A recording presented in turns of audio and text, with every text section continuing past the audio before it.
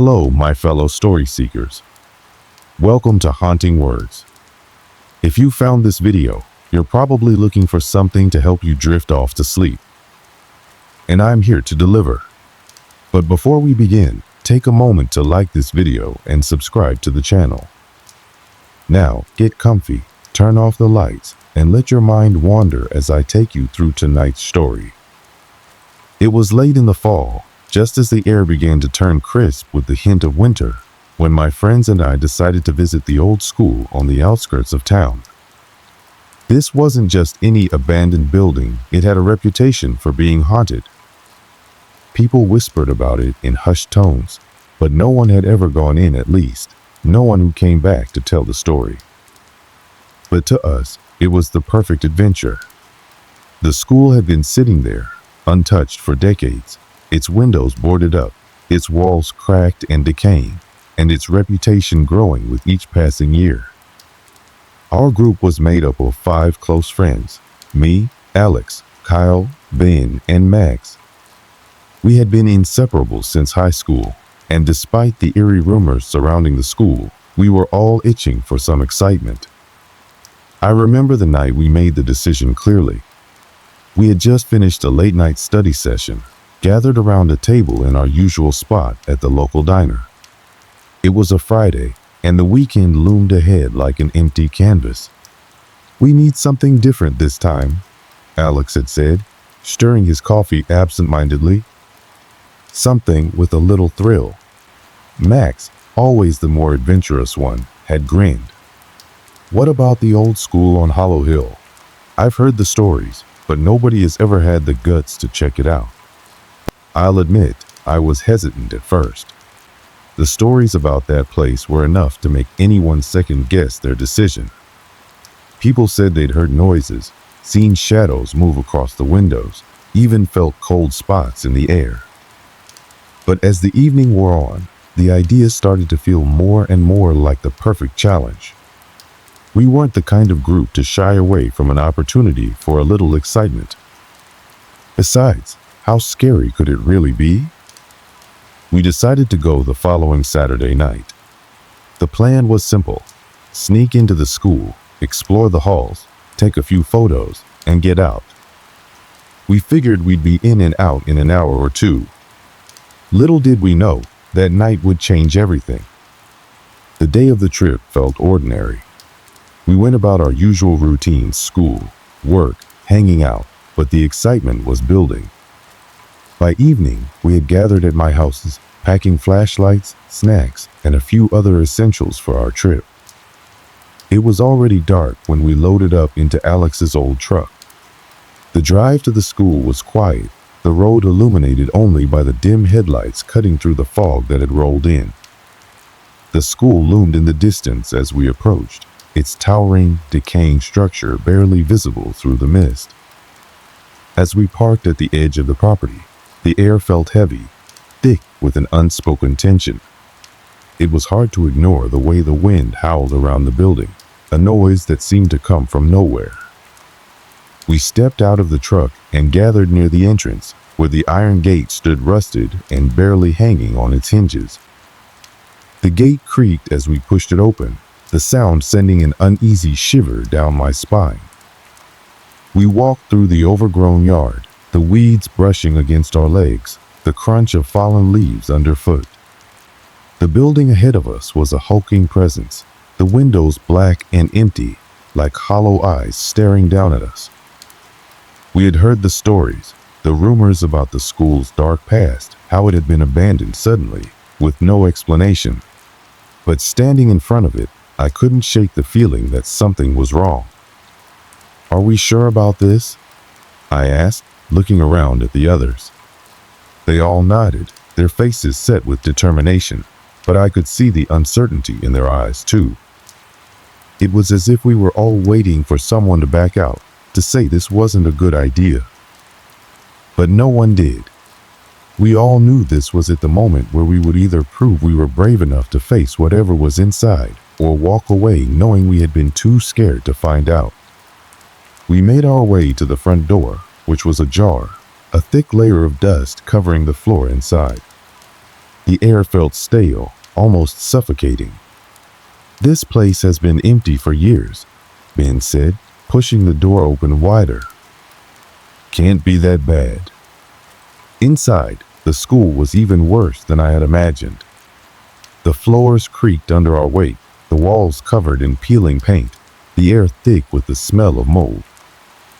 The hallways stretched out before us, long and empty, with nothing but shadows lurking at the edges of our flashlights' beams. There was a distinct sense of stillness, a feeling like the place hadn't seen life in years. Yet, as we stepped inside, it felt like we were intruding on something that didn't want us there. "Let's split up," Kyle suggested, always the one to push the group into action. "We'll cover more ground that way." We agreed, but the thought of splitting up made the hairs on the back of my neck stand on end. I stayed with Alex as we made our way down the main corridor. The sound of our footsteps echoed eerily in the silence, and every creak of the old building made my heart skip a beat. There was something unsettling about how quiet it was. No winds, no voices, just the dull thudding of our boots against the worn floorboards. As we walked, we passed old classrooms, their doors hanging open, the chalkboards covered in a layer of dust. It was as if time had frozen here. But the longer we stayed, the more the atmosphere seemed to shift. It wasn't just the eerie quiet. There was something else, something I couldn't quite put my finger on. I noticed Alex looking over his shoulder, his expression tense. "Did you hear that?" he whispered. I stopped, listening. At first, I thought it was just the building settling, the creaking of old wood, but then I heard it too. A faint noise, like something shuffling across the floor in one of the nearby classrooms. My stomach dropped. We both turned toward the sound, but when we looked, there was nothing there.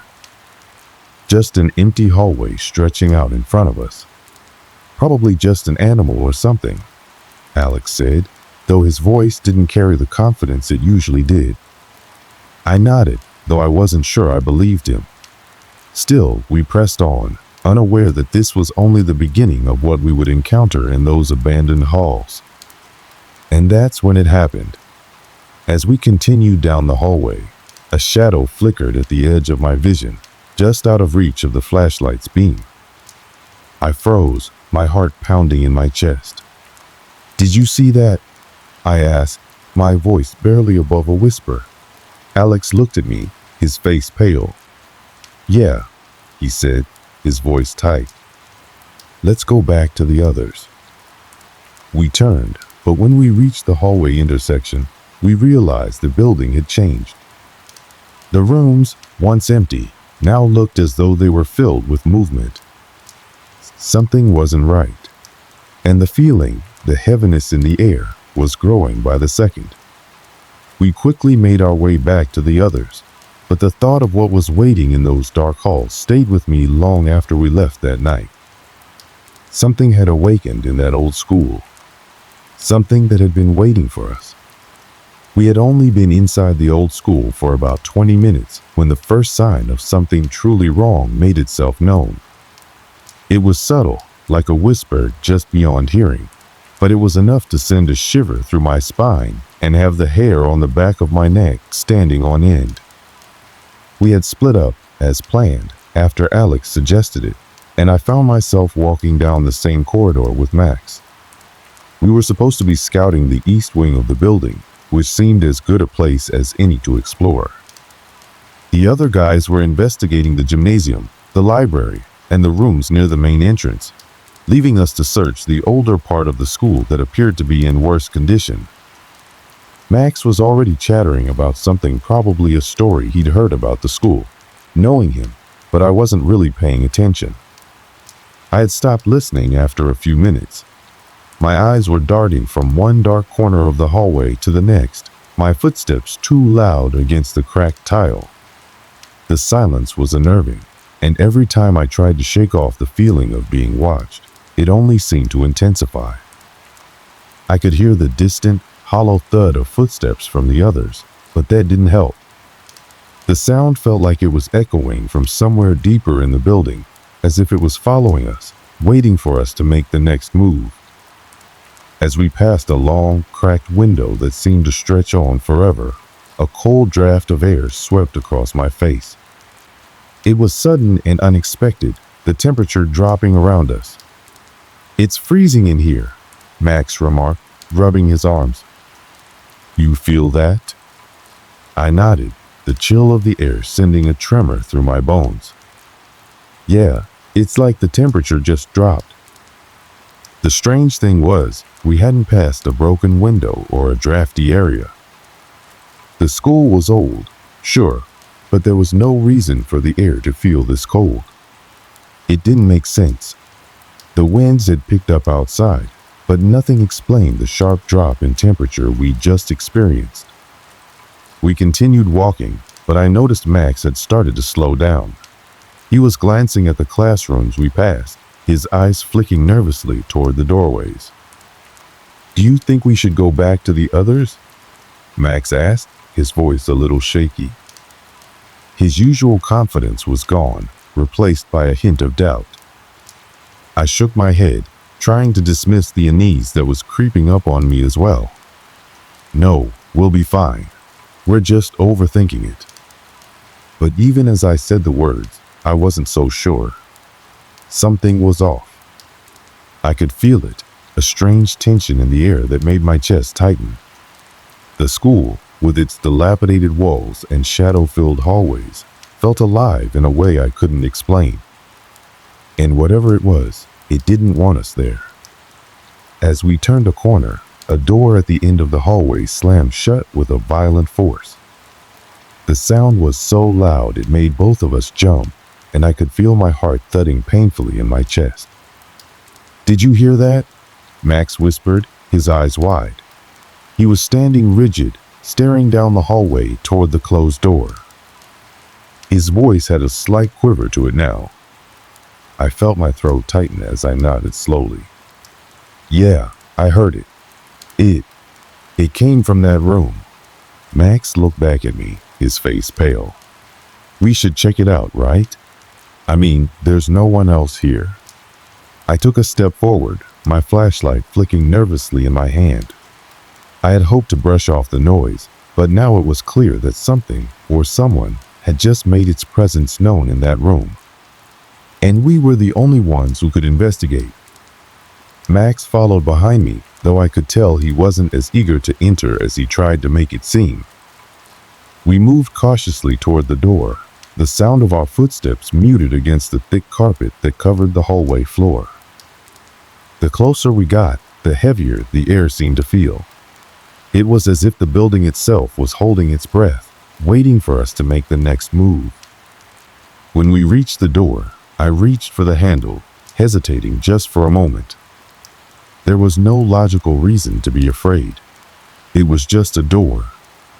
Just another room in an abandoned school.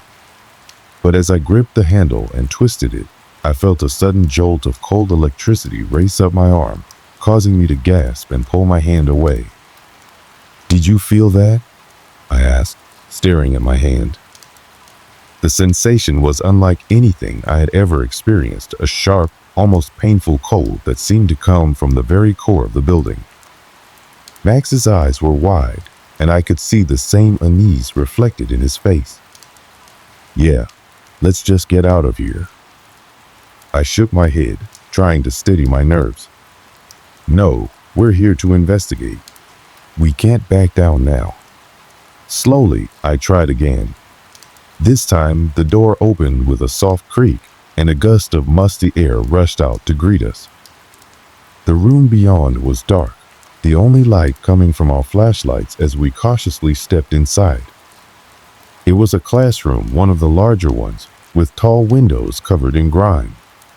The walls were lined with old wooden bookshelves, though the shelves were mostly empty now, save for a few scattered books and pieces of broken furniture.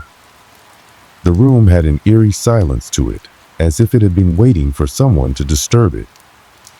A single desk near the center of the room was flipped over, its contents spilled across the floor: papers, pens, and an old rusted compass.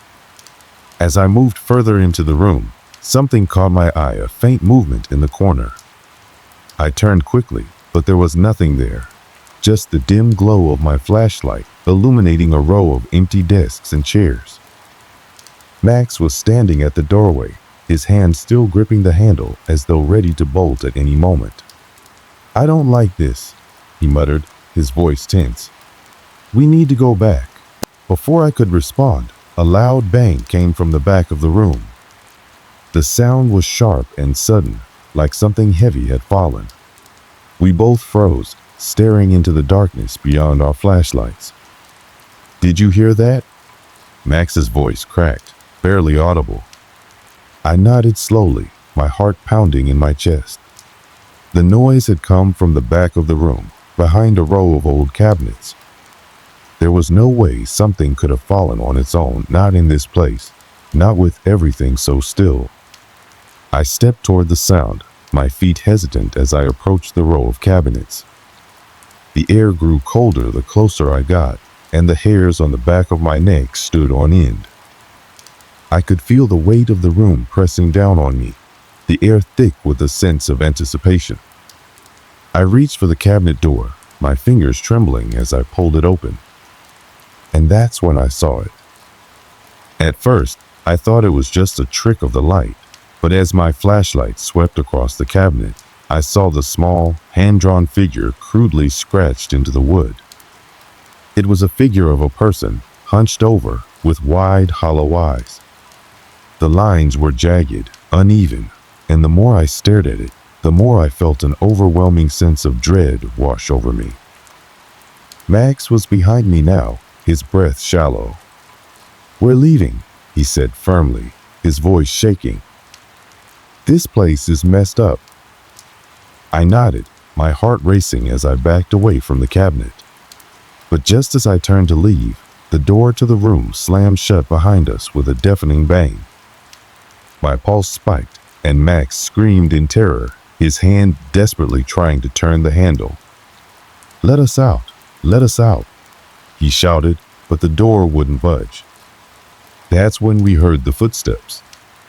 Slow, deliberate steps coming from the other side of the room. The door wouldn't open.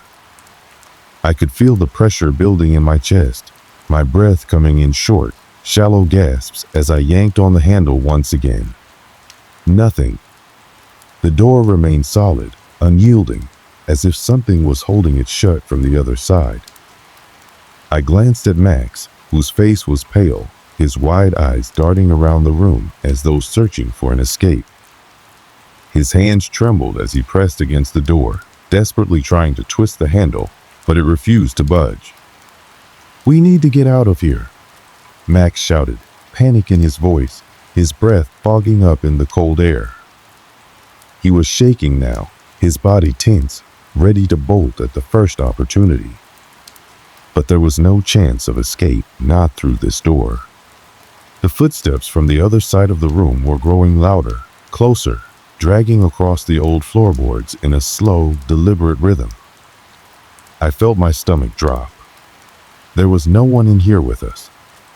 There couldn't be. Max's voice faltered as he turned back to face me. "What the hell is going on, man? We're trapped." I swallowed hard, trying to keep my voice steady. "I don't know. We need to figure out what's happening." We were in a state of complete disarray, torn between fear and confusion, unsure of what to do next. The room around us seemed to pulse with a strange energy, as though it were alive in some way. The air had become thick, suffocating. I could taste the musty scent of old wood and dust in my mouth. The smell was overpowering, clinging to the back of my throat, making it hard to breathe. Every breath felt like I was inhaling something rotten, something ancient. The temperature was still dropping, the cold seeping into my bones, but I hardly noticed it anymore, lost in the grip of the overwhelming tension in the room. I turned toward the row of cabinets we had explored earlier, and that's when I noticed something that hadn't been there before. The figure. The hand-drawn figure scratched into the wood of the cabinet. It was moving. At first, it was just a slight shift, barely perceptible, like the figure had adjusted its position, but it was unmistakable. The jagged lines of its body seemed to be twitching, the empty, hollow eyes now staring directly at me, as though it were aware of my presence. Max saw it too. He froze in place, his hand still gripping the door handle as he stared wide-eyed at the moving drawing. Did you see that?" he whispered, his voice trembling. I could only nod, my throat too tight to speak. The room seemed to close in around us. The figure on the cabinet was shifting more now, as if it were alive, like it was stretching toward us. "That wasn't there before," I said, my voice shaky, barely above a whisper. "It wasn't. Moving like that." Max stepped backward, his eyes locked on the drawing, his hands slowly retreating from the door. "We need to find a way out now. This place is wrong." His words echoed in the silence, and for a moment, all I could hear was the sound of my own heartbeat, pounding in my ears. The footsteps outside the room had stopped, but I could still feel them slow, deliberate, moving through the floor, through the walls, through the very building itself. Then, suddenly, there was a loud bang like a distant crash coming from deep within the school. It shook the walls around us, causing the loose plaster and dust to rain down from the ceiling. Max jumped at the sound, his eyes wide with terror. "What was that?" he gasped, barely able to form the words. I didn't have an answer. I couldn't make sense of any of it anymore. We had to find a way out, but the room felt like it was closing in on us. The air was thick with something I couldn't describe. It was like the building itself was alive, breathing, suffocating us with its presence. The footsteps started again, but this time they were louder, closer, so close I could feel the vibrations through the floor. They were coming from behind us, from the dark corner of the room. I spun around, flashlight shaking in my hand, but there was nothing there. Just the oppressive darkness, the shadows stretching across the room. Max and I both froze, our bodies tense, our eyes darting around the room. The temperature had dropped even further, the cold now a biting chill that seeped into my bones. I could see my breath, thick and visible in the air, and I realized how much harder it was to breathe now. It felt as though something was pressing down on my chest, making it hard to move, hard to think. "Max," I said, my voice barely audible. "We need to find the others." Max didn't respond at first. He was staring at the back of the room, where the footsteps had originated, his eyes wide with fear. Then he turned back to face me, his expression pale and strained. "We need to leave," he whispered. "I don't care where the others are. We're leaving. This place is haunted." I nodded quickly, my mind racing. We couldn't stay in here. We had to find a way out. But the building had become a maze, endless hallways, locked doors, and a sense of something following us. It was like the school itself had changed, the layout shifting as if it were alive. Without another word, we moved toward the door again, but this time I was more careful. I pressed my ear against it, listening. The footsteps had stopped. The room was eerily silent again, but the tension was unbearable, hanging in the air like a storm about to break. Max reached for the door handle, and we both held our breath as he turned it. It creaked open with a slow, agonizing sound that seemed to stretch on forever. We slipped out into the hallway, but the feeling of being watched was overwhelming. I glanced over at Max, who was visibly shaking, his eyes wide, darting around the hallway. The shadows seemed to move on their own, flickering in the corners of my vision. But there was no time to stop and question it. We had to find the others. We had to get out. We moved quickly, silently down the dark corridor, the sound of our footsteps echoing off the walls. Every door we passed seemed to be closed, locked, or sealed shut. There was no sign of anyone else. It felt like we were alone in this giant, empty building. And then, as we turned a corner, I saw something that stopped me in my tracks. At the end of the hallway, just beyond the next set of doors, was a figure standing motionless. It was tall, too tall, and though I couldn't make out its features in the dim light, I could feel its presence. The air seemed to grow colder still, the shadows stretching toward it like tendrils, pulling it closer to us. Max was the first to speak, his voice barely a whisper. "Do you see that?" I nodded, unable to tear my gaze away from the figure. It was like it was waiting for us, like it was the reason we had come here in the first place.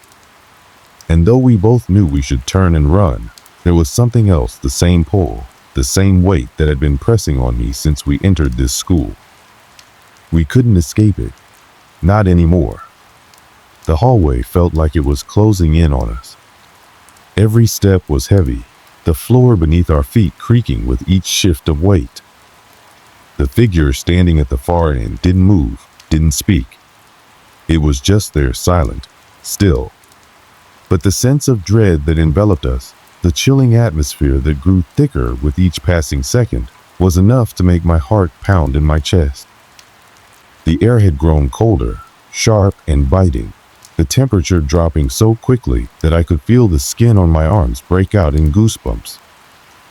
It was as if we had crossed a threshold into something else, something ancient and powerful.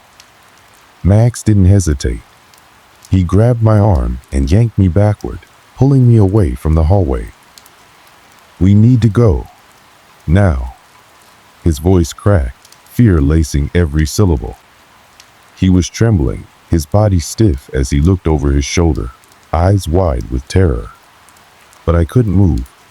I was rooted to the spot, my feet glued to the floor, as though an invisible force was holding me in place. My breath caught in my throat as the figure in the distance began to move, slowly at first, dragging its feet across the cold floor with an unnatural, shuffling motion. Every movement seemed deliberate, as though it were savoring our fear, feeding off it. I couldn't look away.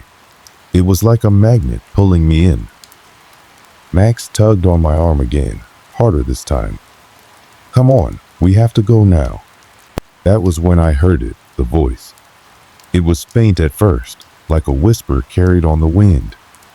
I strained to hear, but it was so soft, so distant, that I wasn't sure if it was real or just my mind playing tricks on me.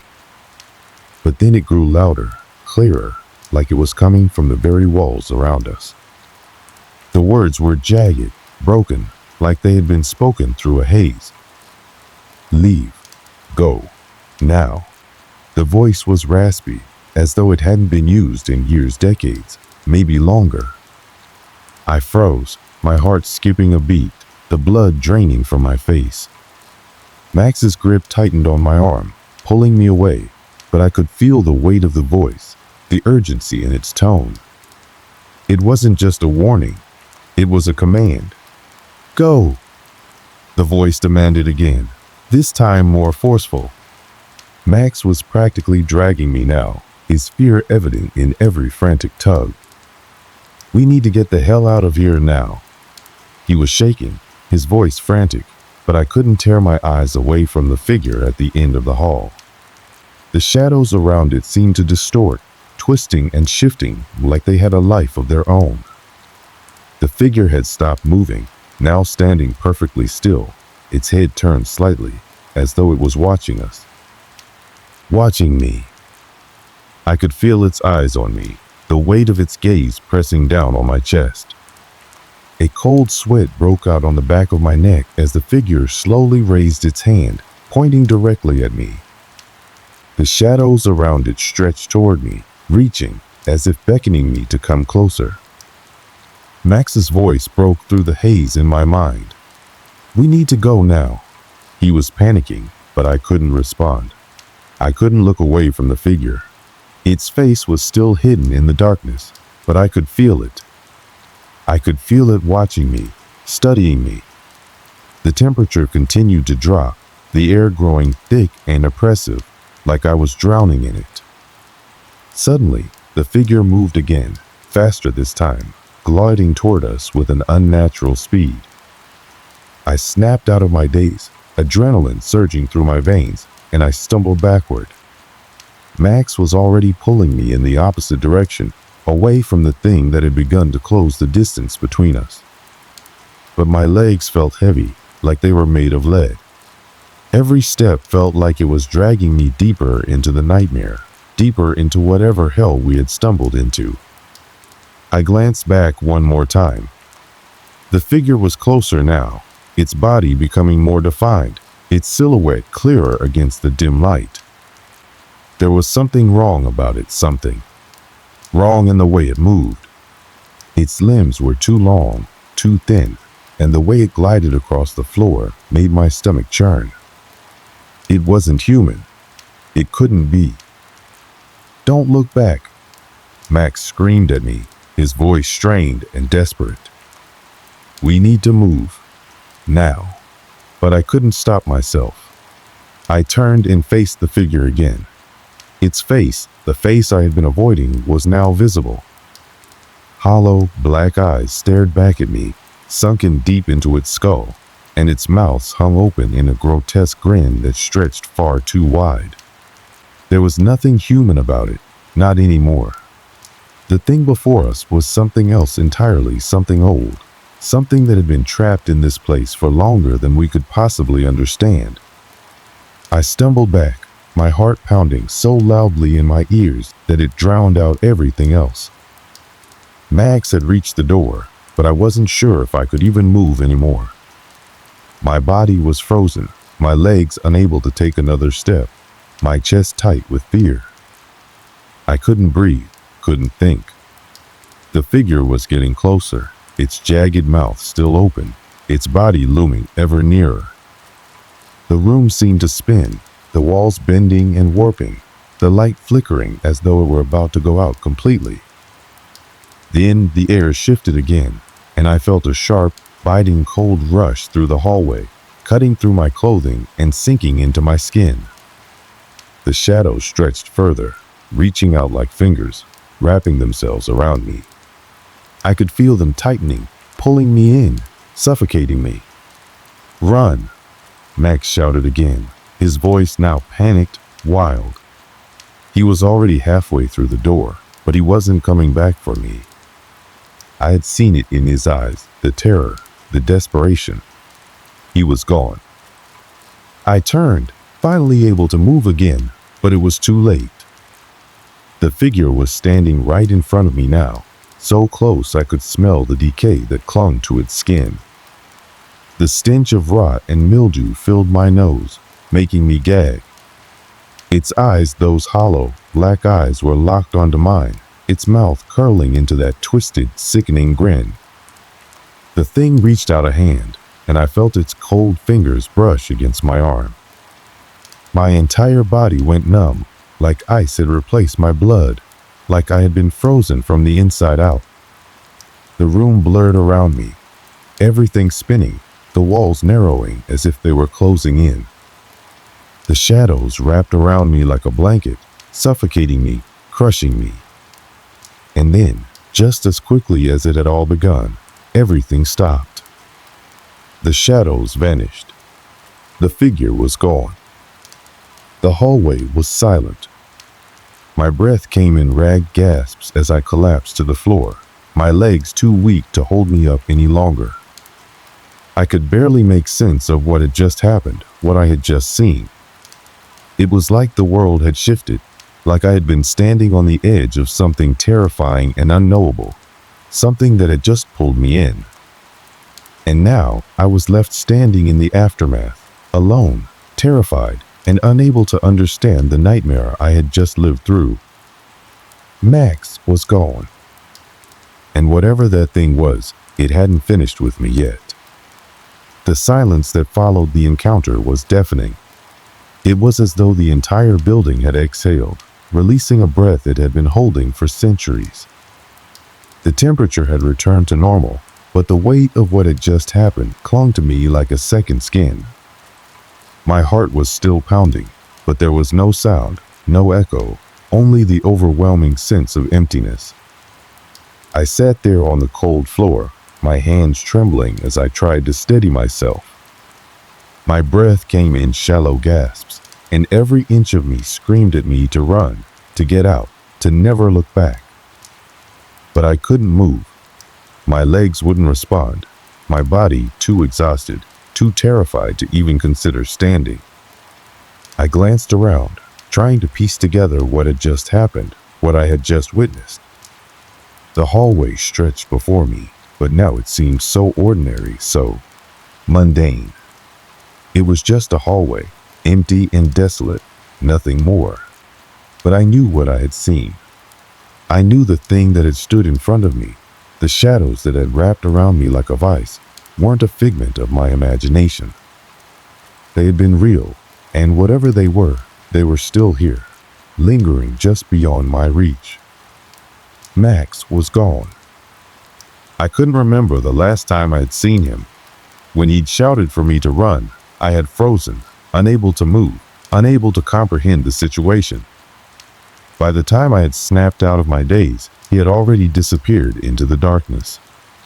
I couldn't blame him. Anyone would have fled in the face of what we had just experienced. But I wasn't sure if I could even blame myself for staying behind. I wanted to leave. I wanted to run, to get out of that cursed place and never look back. But a part of me couldn't shake the feeling that it wasn't over. Whatever that thing was, whatever force had been haunting us in that school, it wasn't done yet. It had been waiting, watching, and I knew deep down that it was only a matter of time before it came for me again.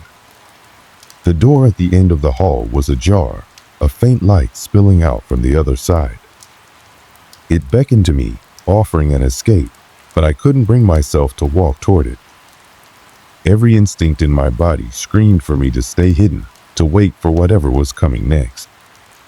I stood, my legs shaking beneath me, and took one tentative step forward.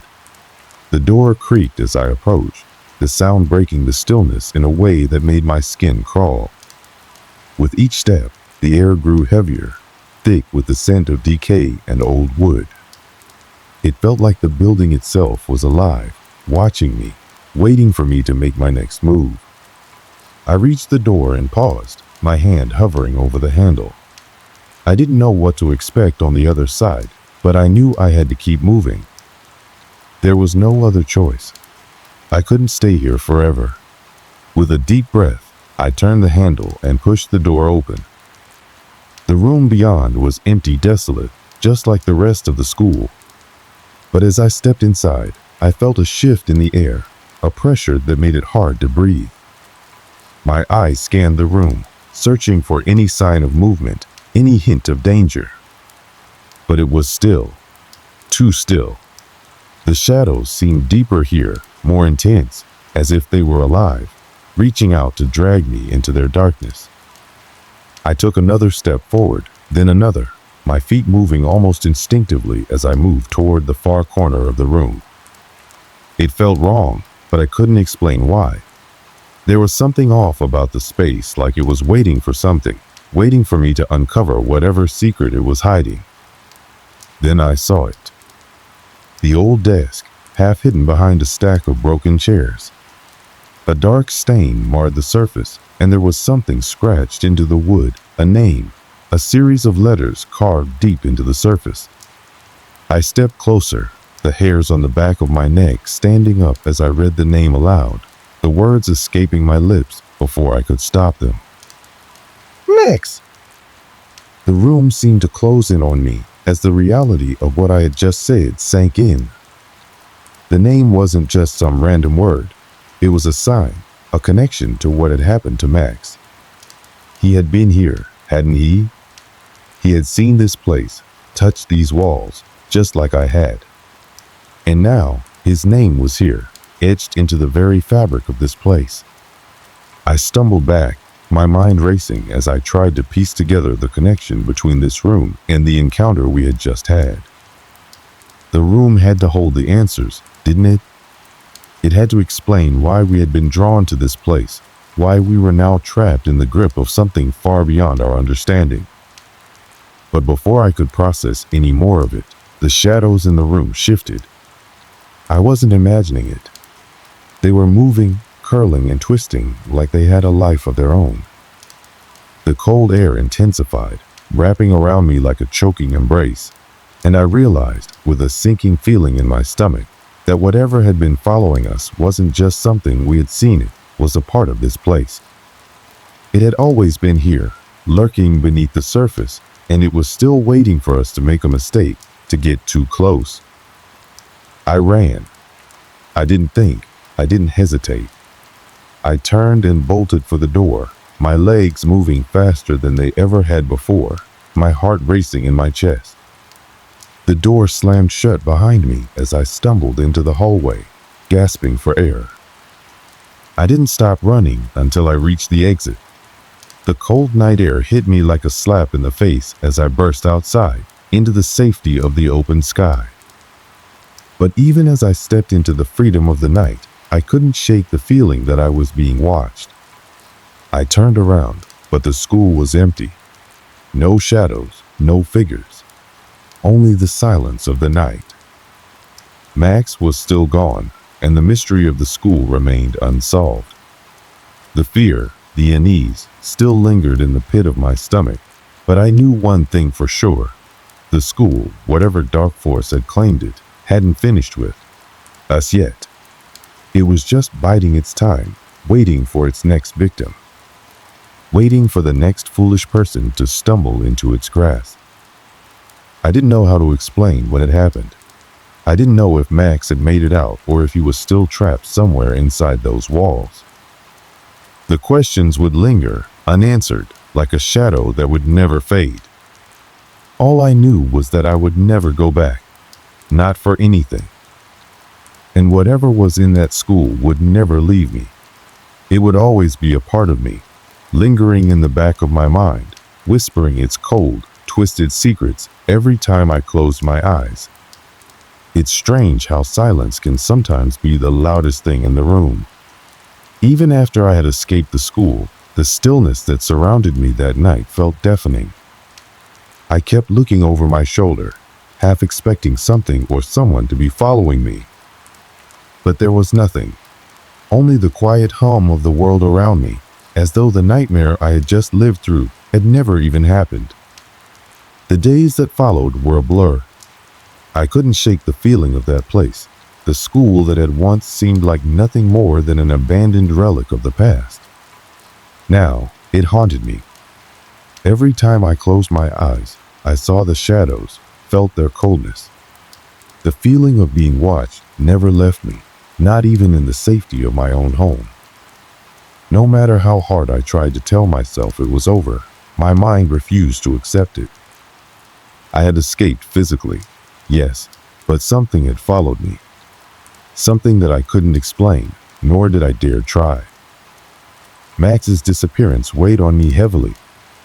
I couldn't help but replay the events over and over in my head, searching for any sign, any hint that might have explained what had happened to him. Had he made it out?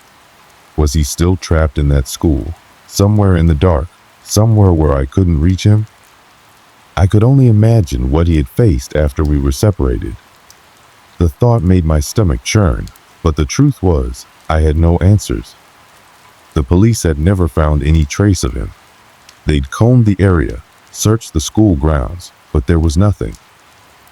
No sign of struggle, no evidence of foul play, just an empty building, a place that should have been forgotten, a place that refused to be left in peace. I didn't go back. I couldn't. The thought of returning to that place filled me with dread, a gnawing fear that had settled deep in my bones.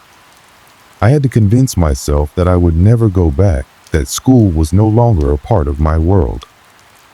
Yet, in the quiet of the night, when I was alone with my thoughts, I could feel its pull. A few weeks passed, and life went on. I tried to move forward, to shake off the experience, but it was always there, lurking in the background. I would be walking down the street, caught up in the normal routines of life, when the air would suddenly grow heavy, thick with a presence I couldn't explain. The hairs on the back of my neck would stand up, and I would instinctively look over my shoulder, half expecting to see something or someone staring at me from the shadows. But there was never anyone there. The school wasn't just a building. It had been a gateway to something. Something ancient, something dark. I had felt it the moment I stepped inside, and it had stayed with me long after I left. It wasn't the kind of place where people should just go in and leave like it was any other building. There was a reason it had been abandoned, a reason no one wanted to talk about it. Over time, the memories of that night began to fade, but I could never forget the feelings, the fear, the terror, the suffocating presence of something that didn't belong in this world. And I would never forget Max. No matter how hard I tried, his face was burned into my mind, the look of terror in his eyes as he disappeared into the shadows. I knew I would never have closure. I would never understand what happened in that school, what I had seen or felt. But some things, I realized, don't need to be understood. Some things aren't meant to be explained. They just are, lingering in the corners of the world, waiting for the next person to stumble into them. A year passed before I heard anything about the school again. I was sitting at home one night, flipping through the local news, when a headline caught my eye. It was about the building, the school. It had been demolished. The city had finally decided to tear it down, to erase the eyesore from the landscape. I didn't feel relief. I didn't feel anything, really. The school's physical form may have been gone, but the memories of it, the sense of something dark and lurking, stayed with me. It had been a place of evil, a place that would never truly be erased. I read the article carefully, trying to see if there was anything about Max, anything about the strange events that had occurred there. But there was nothing. No mention of him. Just a simple statement that the building had been taken down after years of neglect. I couldn't help but wonder, had Max ever really left that place? Had he become part of the school, part of whatever force had controlled it? The questions never ceased, and though I would never speak of it to anyone, I knew the answer. He hadn't made it out. The darkness in that place, whatever it was, had claimed him, and now, just as it had with Max, it would wait. It would wait for the next person, the next group of friends, the next fool to wander too close to its reach. In the end, I suppose that's all any of us are. Temporary, fleeting. But some things, some forces, aren't bound by time. They linger in places that the world has forgotten. And once they've tasted the fear of one person, they won't rest until they have more. Even though the building was gone, I knew that its legacy lived on. The shadows had moved on too, ready to claim another. And if the day ever came when I stepped too close to the edge again, when I let my curiosity get the best of me, I would find them waiting for me. But not today. Not ever again. And as I closed the last chapter of that part of my life, I could only wish that Max had found peace. I could only hope that whatever had followed us that night had moved on. But deep down, I knew it was still out there, watching, waiting. Because some things never die. Some things are too dark to fade away. And as I turned off the light, the shadows in my room flickered just a little too long. Maybe, I thought, the school wasn't gone after all.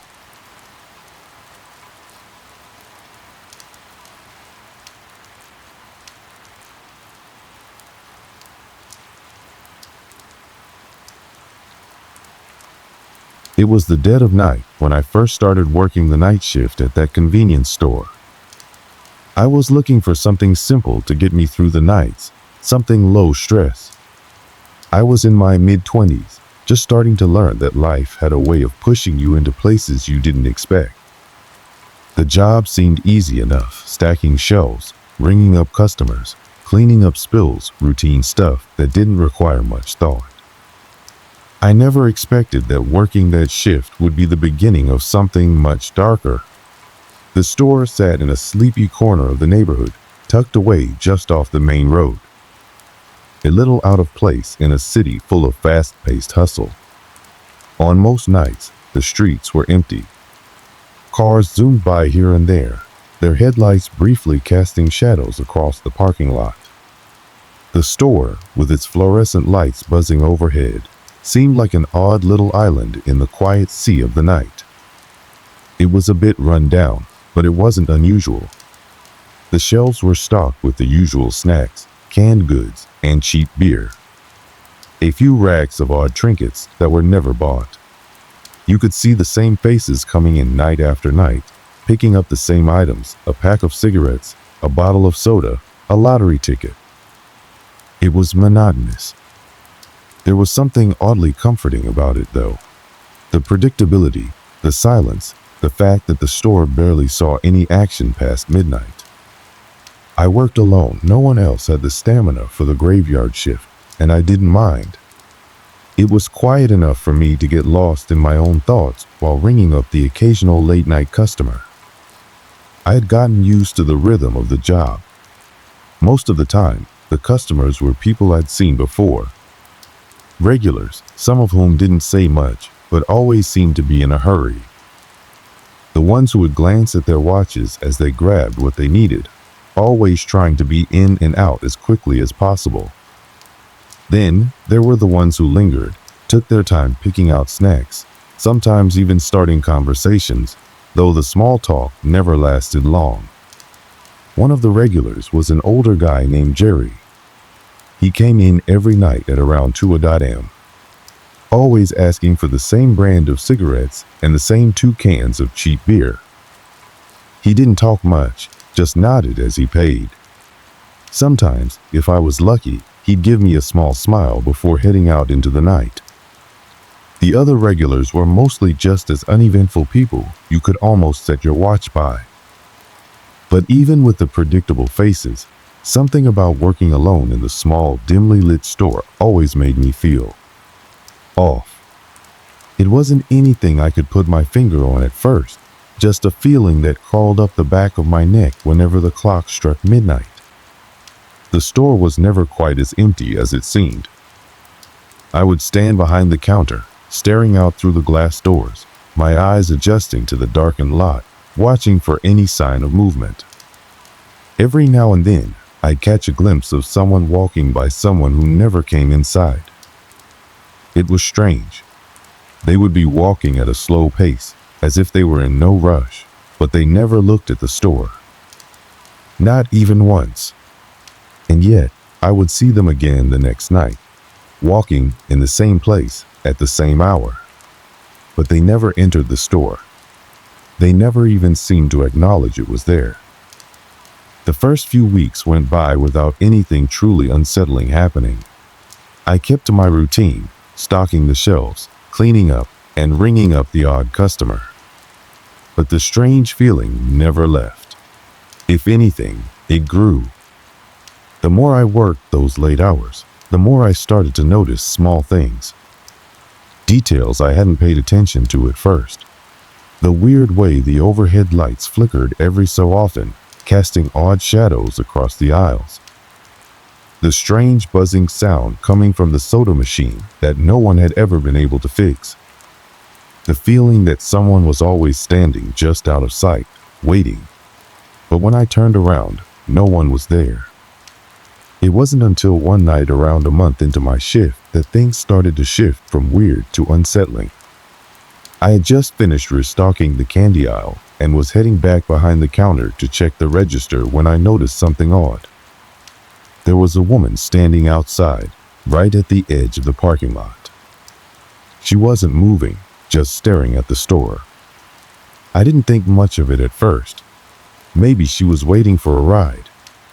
But then I looked again. She was still standing there. Her posture was stiff, and there was something unnatural about how she didn't move, not even an inch. I tried to shake the feeling off. After all, it was late, and people did strange things in the middle of the night. I returned to the register, shaking my head. Maybe I was just tired. But the longer I looked at the woman, the stranger it seemed. Her stillness, her stare, it was almost as if she were waiting for something. As I turned back to the register, I swore I heard the faintest sound of tapping coming from the door. I glanced over quickly, but no one was there. I laughed it off, tried to dismiss it as nothing more than my imagination running wild after too many hours on the job. But that night was only the beginning. What happened next would make it impossible to forget what I had seen, or the strange feeling that began to grow with each passing night. The night had settled into its usual pattern. It was just past midnight, and the store was quiet, almost too quiet. There was no real rush, no late-night crowd to worry about. The last customer had left a while ago, an older man who came in for his usual pack of smokes. I had locked the door behind him and settled back into my usual spot behind the counter. I had a book with me that I barely read anymore, the pages turning as I waited for the clock to hit 3 a.m. The air felt heavier that night. Maybe it was just the weight of the hours dragging on, but it felt different. I couldn't explain it. There was no specific reason, no immediate cause for concern, but something in the atmosphere made me uneasy. I tried to ignore it, focusing on the flickering lights above. They had been doing that for a while now. Sometimes I'd get lost in the soft hum of the refrigerator units and the occasional sound of a car passing by outside. The silence wasn't new, but tonight it felt louder, somehow. As the clock ticked on, I noticed something odd. At the far end of the store, near the entrance, the door seemed to be moving. I was certain I'd locked it, and the building was secure. It was a small, subtle movement, just a slight creak of the door, as if someone had nudged it from the outside. I leaned forward, squinting into the dim light, but there was no one there. The parking lot was empty. Nothing but the flicker of the neon sign outside, casting a faint glow through the windows. I stood up, cautiously walked to the door, and double-checked the lock. It was secure. I felt a bit foolish for even worrying. Still, something didn't sit right. As I turned back toward the counter, I glanced up at the security monitor, which was always a bit grainy. The angle of the camera caught a sliver of the store's entrance. I froze. There, in the farthest corner of the camera's view, a shadow passed by. It wasn't a person, it was too quick, too fluid. My heart skipped. I squinted at the monitor, but the graininess made it hard to make out details. I brushed it off as a trick of the light, maybe the camera playing games. I convinced myself it was nothing, just fatigue messing with my senses. But my thoughts were interrupted by the sudden sound of a soft tapping coming from the door. It wasn't the wind, because there was no breeze. I stepped cautiously to the door, almost expecting to find someone on the other side.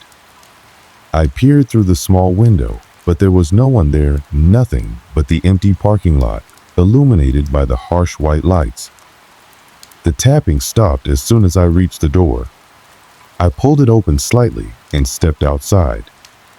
The cool air hit my face, a stark contrast to the warm, stale air inside the store. I looked around the lot empty, just as it had been a minute ago. No one was standing near the door, and there was no sign of movement anywhere. Just the usual stillness. I chalked it up to nerves and returned inside, locking the door behind me. But the feeling didn't go away. If anything, it intensified. A few hours passed without incident. My mind kept returning to that tapping. It was as if the night had a pulse, a rhythm that I wasn't part of. I walked over to the counter and stared at the register. The hours dragged on, but the eerie sense of being watched didn't let up. I could almost hear footsteps behind me, though every time I turned, there was nothing. I kept shaking my head, telling myself it was nothing, just the silence, the isolation, playing tricks on my mind. The next shift, I arrived as usual, and the night unfolded like any other. The same empty parking lot, the same flicker of the fluorescent lights above.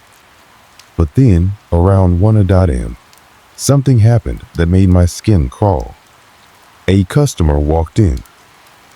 It was a man, maybe in his early 40s, dressed in a faded blue jacket and worn jeans. His face was hard to read, too calm, too neutral, like someone who was trying too hard to blend into the background. He didn't look at the shelves or the drinks or anything else. Instead, his gaze was fixed on me from the moment he stepped inside. It wasn't the usual glance of a customer. This was something different. It felt like he was studying me, sizing me up in some way I couldn't understand. He walked slowly, deliberately, his footsteps echoing in the quiet of the store. He approached the counter without saying a word. I stood there, uncertain. I couldn't bring myself to greet him. There was something about him that unsettled me.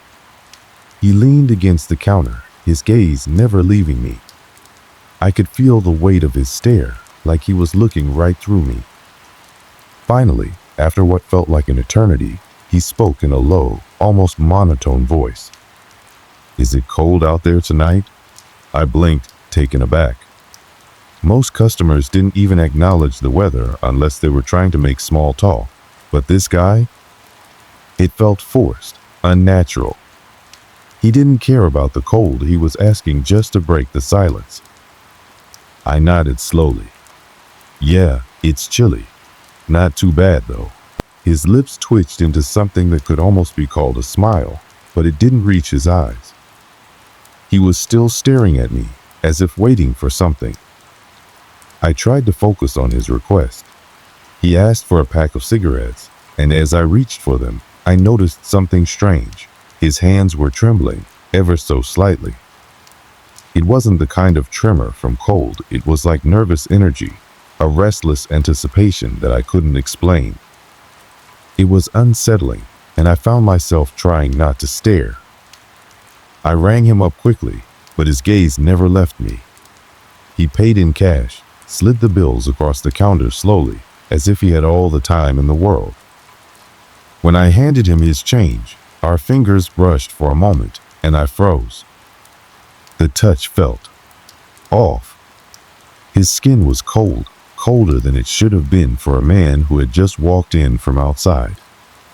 I pulled my hand back quickly, hoping he wouldn't notice the awkwardness in my motion. "Have a good night," I muttered, trying to force a smile. He nodded and turned to leave, but not before looking back at me over his shoulder. His eyes were too wide, too intense. It felt like he was seeing something I couldn't. Like he knew something about this place, about me, that I didn't. As the door swung shut behind him, I stood there, the unsettling feeling lingering in the air long after he was gone. I tried to shake it off, but I couldn't. Every part of me was on edge. I kept thinking back to that cold, strange touch and the way his eyes had locked onto mine. There was something about that encounter that didn't sit right. Over the next few nights, I started noticing more oddities. Little things that didn't add up, things that began to blur the lines between the normal and the unsettling. I kept my head down, tried to ignore the growing tension, but deep down, I knew something was wrong. And it wasn't going to stop there. The nights that followed felt longer than usual. The first unsettling encounter with the man at the counter was just the beginning of a string of strange events that made it impossible for me to ignore what was happening in the store. At first, I tried to convince myself it was just a product of my overactive imagination. Maybe it was the loneliness of the night shift getting to me, or the constant hum of the fluorescent lights in the back corner playing tricks on my senses. But deep down, I knew it was something more. The second odd occurrence came 3 nights after the encounter with the strange men. The store was still quiet, and I was back behind the counter, mindlessly flipping through a magazine. The clock read 2:37 a.m., the witching hour when most of the town was fast asleep, and the street outside looked empty, save for the occasional car passing by. I wasn't expecting anyone, and I certainly wasn't expecting the door to swing open with such force, the bell ringing sharply above my head. I looked up, my heart skipping at the sudden noise. A woman stepped into the store. She was tall, with short, dark hair and a dark, oversized coat that nearly swallowed her frame. Her face was obscured by a scarf, but there was something about her that caught my attention right away. It wasn't just her appearance, it was the way she moved. She walked with purpose, but her pace was almost unnaturally slow, as if she were savoring every step. Her eyes met mine as she approached the counter, and for a moment I felt a chill run through me. There was something hollow about her gaze, as if she was looking at me but wasn't truly seeing me. The silence between us stretched on uncomfortably long as she lingered there. Finally, she spoke in a voice that was barely above a whisper. "Do you ever feel like you're stuck?" Her words caught me off guard. I blinked, unsure of what to say. I had worked at this store for years and never had a customer ask me something like that. It was too personal, too strange, and I didn't know how to respond. I smiled awkwardly, trying to shake off the oddness of the question. "Stuck? I'm not sure what you mean." Her gaze didn't waver, and she repeated the question slowly, as if considering her words carefully. "Do you ever feel like you're stuck in a place you can't leave?" I felt a sudden weight in my chest, and I forced myself to breathe deeply. I tried to stay calm, trying not to let her words get to me. "No," I said quickly. "I'm fine." The woman nodded slowly, as if processing my answer, but she didn't say anything else. Instead, she picked up a small item from the counter, some gum, or maybe candy, and placed it in front of me. Her hand moved slowly, deliberately, almost too methodically, like she was performing a ritual. I rang up her purchase, all the while trying to shake off the growing sense of dread gnawing at the back of my mind. When she handed me the cash, her hand brushed against mine briefly, and I felt a jolt of cold, as if her skin was somehow colder than it should have been. I swallowed hard and forced a smile. "Thanks, have a good night." But instead of leaving, she stood there for a long moment, staring at me, her eyes dark and unreadable. My mind raced, wondering if I should ask if she needed help, but the words felt stuck in my throat. Finally, after what felt like an eternity, she turned and walked toward the door, her steps slow, deliberate, like she was savoring every movement. She stepped outside, and the bell above the door rang again, this time a little softer. I stood frozen for a moment, staring at the door, feeling the weight of the silence settle in. That feeling of being watched was back again, stronger this time. It was like a presence, something I couldn't see but knew was there, lurking just at the edge of my vision. My pulse quickened, and I fought the urge to check the security monitors again, but I didn't want to seem paranoid. I had to know more. I couldn't just sit back and ignore this any longer. That night, after my shift ended, I walked around the store, inspecting every corner. There had to be something, anything, that explained what was happening. I checked the security cameras again, scanning the footage for any sign of the strange occurrences I'd been sensing. But the footage was all grainy, barely anything more than static. I knew it wasn't going to give me the answers I needed, but I couldn't stop myself from obsessing over it. I decided to check the back room, which I rarely used except to store extra stock. The room was dark, filled with the smell of dust and cardboard boxes. I flicked on the light, the overhead bulb buzzing faintly as it flickered to life. As I walked toward the back corner, I noticed something strange, a small pile of items near the floor, like someone had dropped them there recently. The odd part, I didn't remember them being there before. I picked up a couple of the items, a pen, a few scraps of paper, and felt an eerie sense of familiarity wash over me. It wasn't just the items, it was the feeling that they had been placed there for a reason, as if they were waiting for me to find them. Suddenly, the air felt colder in the room. I shivered, gripping the items tighter in my hand. There was no logical explanation for this. My mind raced with possibilities, and I began to wonder if the strange occurrences had been happening for longer than I realized, if I had missed the signs somehow, buried under the monotony of the night shift. The next few nights were a blur of strange events.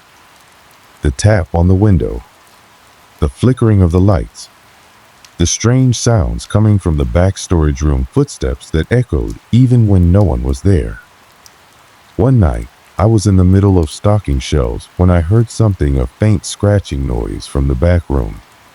It was subtle at first, just a small scrape, like something dragging across the floor. I stopped, heart pounding, and listened carefully. The noise came again, louder this time. It was unmistakable. Someone or something was in the back room. I crept to the doorway, peering into the darkness, and that's when I saw it. There, in the corner, was a figure. It was faint at first, just a shadow, but as my eyes adjusted, I saw it more clearly. It wasn't human. It had a twisted, distorted shape, like something trying to look like a person, but failing miserably. Its body was bent at an unnatural angle, its arms too long, its face hidden by a dark hood. It didn't move, didn't speak. It just stood there, watching me. I felt my stomach turn, and the room seemed to spin around me. For a moment, I thought I might collapse. But before I could even react, the figure vanished, like it was never there to begin with. I stood frozen, unable to process what I'd just seen. The air was thick with tension, heavy with the weight of the unknown. I couldn't just walk away. I had to know what was happening in this place, what was stalking me during these long, lonely nights. But the more I looked, the less I understood. Whatever it was getting closer. I couldn't escape it, and I didn't know how much longer I could stay inside this store, alone in the dark, with something watching from the shadows. I needed answers, but I wasn't sure if I was ready to face them. I hadn't felt this trapped in a long time. The store felt like a cage, the walls pressing in on me with each passing minute. The fluorescent lights hummed in the background, creating a constant drone that only amplified the silence. Every corner of the store now seemed unfamiliar, even hostile. The strange occurrences had escalated to a point where I could no longer brush them off. But I wasn't ready to admit to myself that something was wrong. Something was in this store with me. Something that was no longer content with merely watching from the shadows. The events of the past week had pushed me to the brink. I'd seen the shadow in the back room, heard the whispering wind through the aisles when no one was there, felt the creeping cold that would settle around me no matter how high I cranked the thermostat. But it was tonight the night everything came to a head that would leave me shaken, unable to shake the feeling that I would never truly escape this place. It started, as it always did, with the bell above the door. The sudden sharp ring echoed through the stillness of the store, dragging my attention to the entrance. I hadn't expected anyone at this hour, and as I glanced up, I froze. A man stood there, his figure silhouetted by the streetlight behind him. He wasn't like any of the usual late-night customers. His clothes were odd. A long, tattered coat draped over his shoulders, and his face was obscured by a hood. I couldn't make out his features, just a dark, empty space beneath the fabric. My pulse quickened. I could feel the air shift around me as he stepped inside, his boots heavy on the tiles. The usual chill returned, a suffocating weight that made my breath feel shallow. I didn't know why, but I couldn't look away. The door clicked shut behind him, sealing us in the silence. He didn't speak at first, just stood there near the shelves, his back to me. I couldn't see his face, but the sense of unease that washed over me was impossible to ignore. It was like being in the presence of something unnatural. The hairs on the back of my neck stood up, and my fingers gripped the counter in front of me. I wanted to speak, to ask him what he needed, but the words stuck in my throat. I felt a wave of dizziness and had to blink to clear my vision. It was like the store itself was shifting around me, bending and warping in ways that didn't make sense. Finally, he turned around, and when I saw his face, my heart skipped a beat. His eyes were hollow black, empty pits that seemed to draw in all the light around him. They were unnaturally dark, as though they had never seen the sun. His face was pale, nearly translucent, and his lips were cracked and dry, as if he hadn't spoken in years. There was a thin line of blood at the corner of his mouth, and I couldn't tell if it was old or fresh. I couldn't breathe. My heart pounded painfully in my chest, and my vision blurred as I struggled to remain composed. This man, this thing, couldn't be real. But there he was, standing in front of me, so impossibly still. The only movement was the subtle rise and fall of his chest, as if he were simply waiting for something. A cold, unfamiliar voice cut through the silence. "You shouldn't have stayed." I didn't respond. I couldn't. My throat felt like it was closing up. This wasn't a regular customer. It wasn't a prank. This man, or whatever he was, wasn't from this world. He wasn't supposed to be here. Before I could gather my thoughts, his gaze seemed to pierce through me, like he could see every secret I'd buried, every dark thought that had crossed my mind during these long, empty nights. I took a step back, and the floor creaked beneath me, the sound too loud in the stillness. "Who are you?" I finally managed to choke out, my voice hoarse and shaky. His lips curled into a faint, unsettling smile. "I'm the one who's been waiting, the one who's been watching." I didn't know what he meant, but it felt like a weight was pressing down on me, heavier with every passing second. The air had grown thick, suffocating, and I could feel something shifting around me, something dark and unnatural. My hands were trembling as I backed away from the counter, eyes glued to his every movement. "I don't know what you want," I said, my voice rising. "Leave, please." The man didn't move. He just stood there, his black eyes never leaving mine. A sense of dread settled in the pit of my stomach, and I felt like I was suffocating in his presence. But then, without warning, his lips parted again, and this time he spoke in a voice so low, so guttural, that it sent a shiver down my spine. "You can't leave. You're already too far in." The words seemed to echo around me, bouncing off the walls of the store, reverberating through my mind. It was as though they weren't just spoken to me, but to someone else. Someone who had been here long before I arrived. I turned and bolted for the door, my heart hammering in my chest, but as my hand reached the doorknob, I froze. The air had shifted again. This time it felt like the temperature had dropped several degrees, and there was a heavy pressure around me, as if the very atmosphere was pushing me down. I could hear him, his footsteps coming closer, and I whipped around to face him. But he wasn't moving. He was standing there, watching me, his head tilted slightly to the side. It was as if he were studying me, waiting for me to understand something that I couldn't. I felt my legs give out beneath me, and I sank to the floor in a heap, my breaths coming in shallow gasps. "Why are you doing this?" I managed to ask, my voice cracking. "What do you want?" The man took a slow step forward, his movements deliberate, and his smile widened.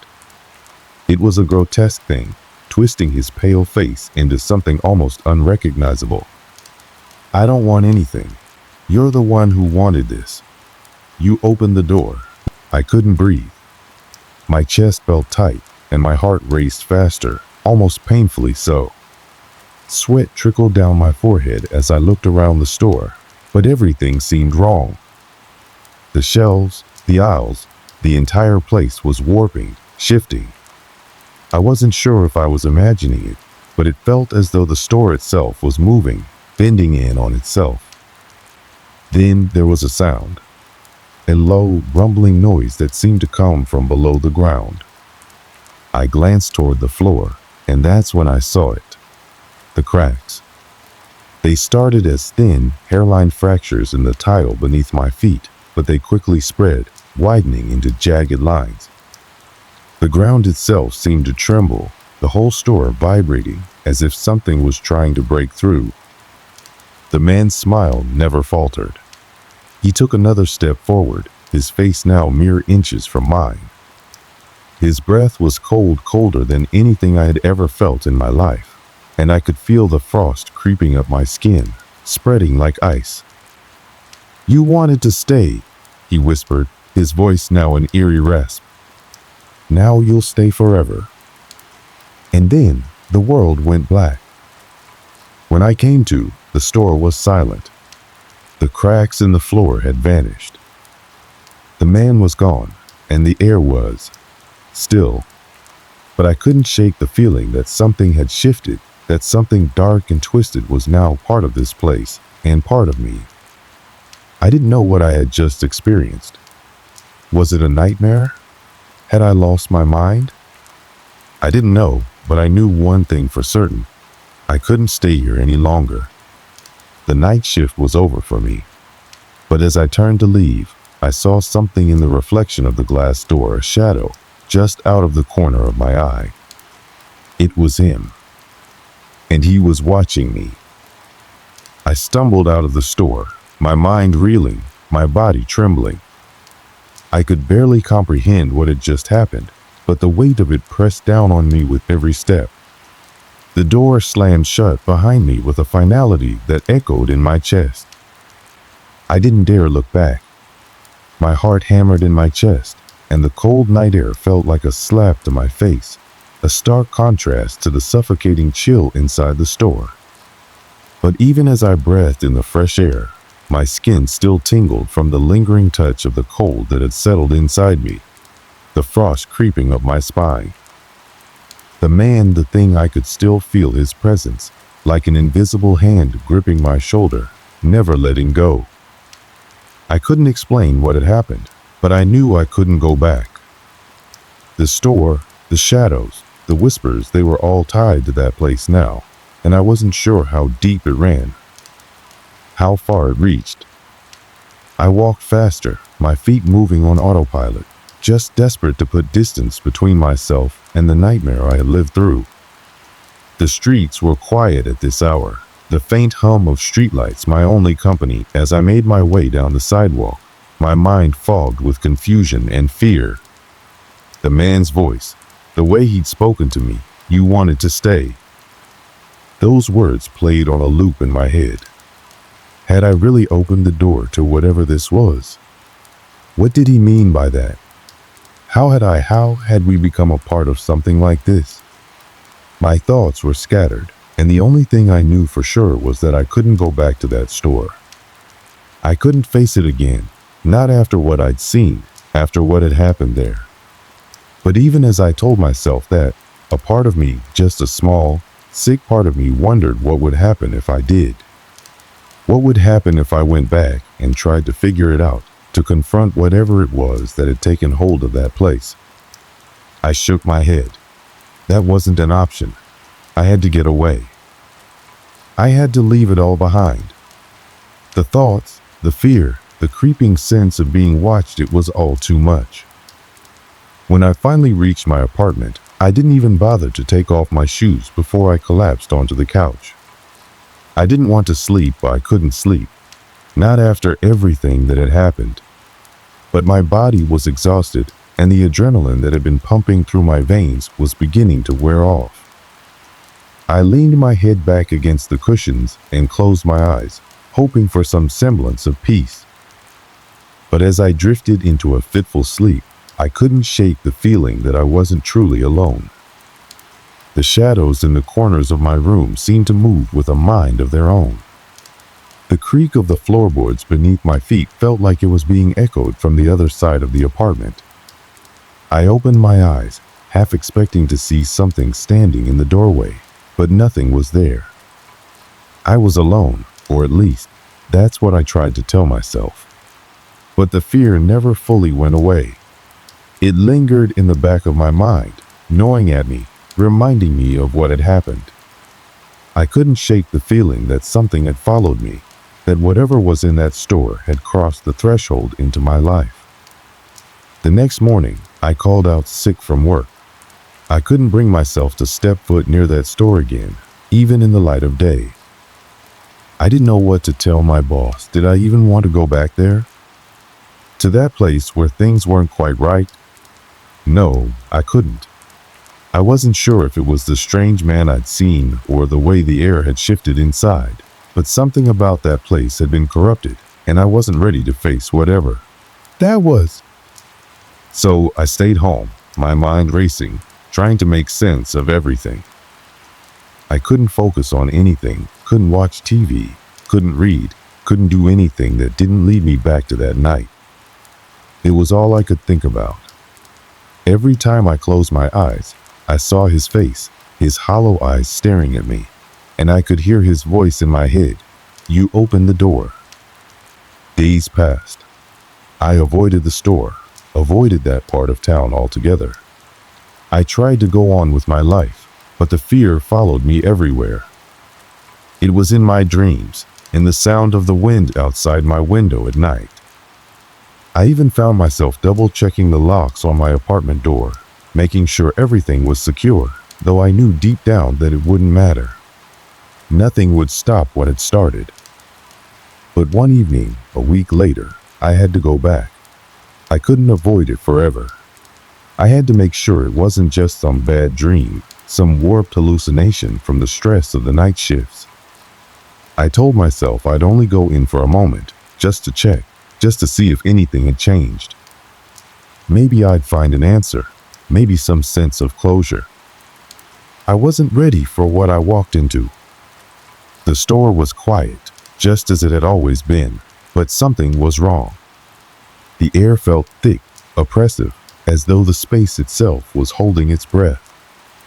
The lights flickered overhead, casting strange shadows along the aisles, and the bell above the door rang with an unsettling echo as I stepped inside. My heart started pounding, the familiar sense of dread creeping in. There was no sign of the strange man, no signs of anything unusual, at least, not at first. I walked further in, my footsteps the only sound in the stillness, and that's when I noticed it. The shelves things were out of place. Bottles that had been neatly arranged were now scattered, and cans that had once been aligned were now leaning awkwardly, like someone had been searching through them. But the worst part was the smell. It was a heavy, metallic scent, something I couldn't quite place. It was nauseating, like something had died here.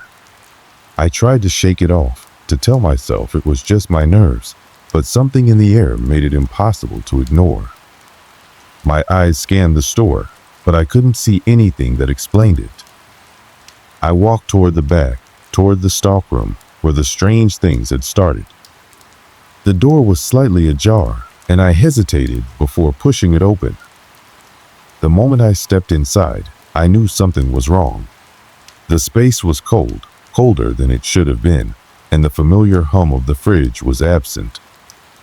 The shelves were empty, save for a few random items scattered about. But then my eyes fell on something that froze me in my tracks. On the floor, in the center of the room, was a dark stain. It was old, faded, and dry now, but it was unmistakable. Blood. I couldn't breathe. The world seemed to spin around me as the room felt smaller, the walls pressing in. I backed out of the room, but as I did, I heard it. The sound of something heavy hitting the ground. I turned, but there was nothing there, nothing except the cold, still air. I ran out of the store, and I didn't look back. I've never gone back since. I don't know what happened in that place, and I don't want to know. But every time I close my eyes, I feel the weight of what I've seen. The thing, the man with the black eyes, the feeling of being watched, of being chosen for something I don't understand at all still haunts me. I don't know if I'll ever be free of it. And I'm not sure I want to know what would have happened if I had stayed just a little longer that night. What might have happened if I'd opened the door all the way? Maybe I'll never have answers, but some part of me is terrified that the questions will follow me for the rest of my life. One thing's for sure, I'll never work the night shift again. And I'll never forget that face. The days following that final night in the store felt like they were passing through a haze, everything blurry and distant. I couldn't escape the feeling that the world was just a little bit darker, just a little more twisted than I had ever realized before. The city around me still bustled with life, people going about their daily routines, oblivious to the undercurrent of dread that had wormed its way into my own existence. It was as if nothing had changed for them. But for me, everything had changed. I couldn't shake the weight of the unknown that clung to my every thought. As much as I tried to move on, to leave that store and everything I'd experienced behind, I knew that I could never truly forget it. I couldn't forget the coldness that had settled into my bones when I first stepped into the store that night. I couldn't forget the feeling of eyes on me, even when I was alone. I couldn't forget that man with his hollow eyes, his words still echoing in my mind. You opened the door. What door? What had I let into my life? I didn't speak to anyone about what happened. Who could I tell? Who would believe me? I had no answers, no explanation, just a growing sense of unease that followed me like a shadow. My nights were restless, filled with nightmares that bled into my waking hours. I started questioning everything. What if I hadn't left that night? What if I had stayed longer, ventured into that stockroom? Would I still be the same person? Would I have been pulled into whatever darkness lingered there, tied to that cursed store? The what-ifs never stopped. I still drove past the convenience store occasionally, but I never went near it. I could feel the pull, a twisted curiosity that tugged at me each time. But each time, I kept my eyes on the road, my hands gripping the wheel tightly, and I forced myself to keep moving. I didn't want to know what was still there. I didn't want to know what might have happened if I had gone back to investigate further. Because deep down, I had the sickening feeling that there were things I was better off not understanding. I started to notice things around me, small things that seemed out of place. I'd catch glimpses of people who didn't quite look right, shadows that moved too quickly, faces that didn't seem to belong to the bodies they were attached to. The world felt off. It was like I was seeing things that no one else could, or maybe they just didn't want to see. People walking by would smile at me with too much eagerness, and the smile would linger for just a moment too long, as if they were waiting for something. Every corner I turned felt like an invitation for something to follow me, to reach out from the darkness and claim me. But I couldn't understand why. The fear, the unease, it didn't go away. I couldn't shake the feeling that something had changed in me that night. Like the door that had opened had let something inside, something that would never leave. I wasn't sure if I was seeing things because of the trauma I had endured, or if the store had really done something to me, something I couldn't quite put into words. It was like I was living in a half reality, one foot in the world as it was, and the other in a place that wasn't supposed to exist. I still went through the motions of life, just like everyone else. I held down a job no longer at that store, thank God, but it didn't matter what I did. I couldn't escape the creeping feeling of being watched, of being known. And then came the night I couldn't avoid any longer. I had been out with some friends for the first time in what felt like forever. We were having a good time, but as the night wore on, I felt it again, the pull, the dread, the need to look at the store just one last time. It was like the place had become an anchor in my mind, a force that had to be confronted. Against my better judgment, I excused myself and drove through the streets, the familiar path taking me back to that place. I didn't want to go inside. I didn't even want to get close. But as I parked across the street and stared at the darkened windows of the store, I felt an overwhelming compulsion to step out of the car. My heart raced, my hands shook as I locked the door behind me and started walking towards it. Each step felt heavier than the last, but my feet moved on their own, driven by something I couldn't control. When I stood at the door, I hesitated. The glass door was covered in dust, the neon sign flickering weakly above. For a moment, I thought I saw a figure inside someone standing in the dim light of the store. My breath caught in my throat, but when I blinked, the figure was gone. I stood there, just watching, as the quiet hum of the night wrapped itself around me. Nothing moved. The street was eerily silent. I almost turned away, but then something shifted. I saw the faintest movement inside the store, just a flicker at the far end. Was it a shadow? Was it real? I couldn't tell. My pulse quickened, and my feet moved before I could stop them, bringing me closer to the door. But then, just as I was about to reach for the handle, something in my mind snapped. I remembered everything: the man's face, the bloodstains, the chill, the darkness that had seemed to rise around me. I remembered what I had felt when I had left that night. The gnawing fear that something had been left behind, that something had followed me. It was enough to stop me in my tracks. I turned and walked back to my car, forcing myself not to look over my shoulder. I didn't go back, and I won't. I know better now. The truth is, the store wasn't just some creepy place. It was a place where the world tilted, where the boundaries between what was real and what wasn't blurred into something unrecognizable. It wasn't just an unsettling night shift. It was something far darker, something I couldn't and wouldn't ever try to understand. I still don't know what it was or why it happened, but I know this: I was lucky to walk away.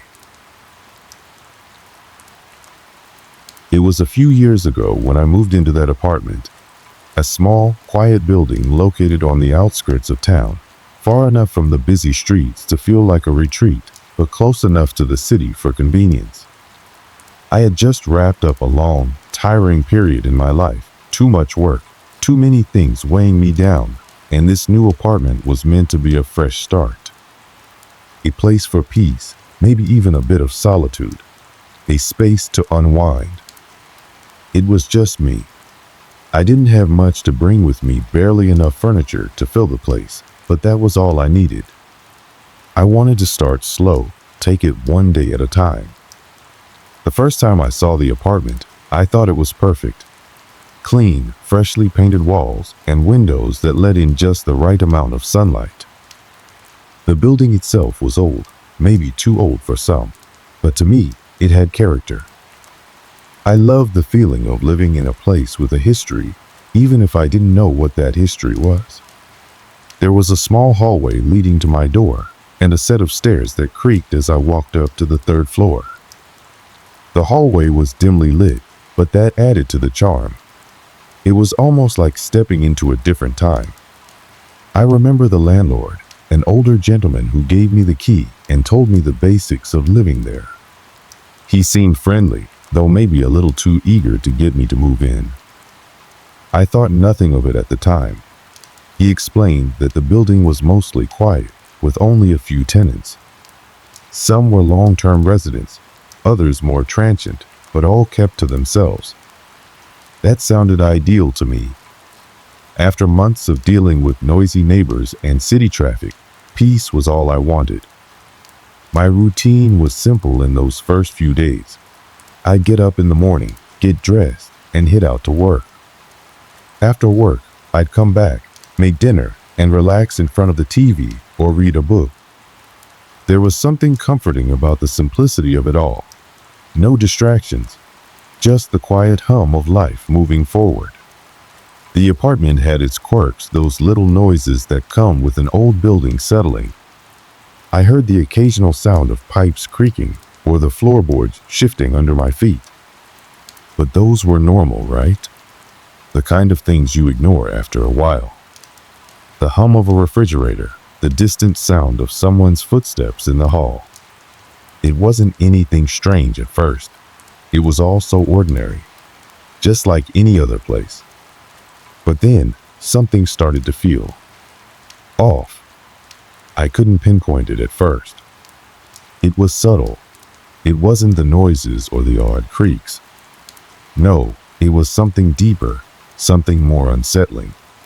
I would wake up in the middle of the night, not from a nightmare, but from a strange sense of discomfort. I'd lie in bed, staring at the ceiling, not sure why I couldn't fall back asleep. Maybe it was just the newness of everything, the unfamiliarity of the apartment. I convinced myself it was nothing. It had to be nothing. But as the days went on, the feeling lingered, like a shadow I couldn't shake off. I would sit at my kitchen table in the mornings, sipping coffee, and there would be this quiet presence. Not something I could see, but something I could feel. It was subtle, but it gnawed at me, pulling at the edges of my mind. There was a weight in the air, almost like the apartment was holding its breath, waiting for something. I brushed it off. It was just my imagination. Old apartments have a way of making you feel like that, right? Everyone says that. Still, I couldn't ignore the fact that it seemed like I was always on edge when I was at home. I tried to tell myself it was nothing, just a transition, just adjusting to a new space. But one night, after another long day at work, something happened. It was small, barely noticeable, but it was enough to make me pause. I was in the living room, unpacking some boxes I had yet to go through, when I noticed it just for a split second out of the corner of my eye. The door to my bedroom was slightly ajar, though I was sure I had closed it earlier.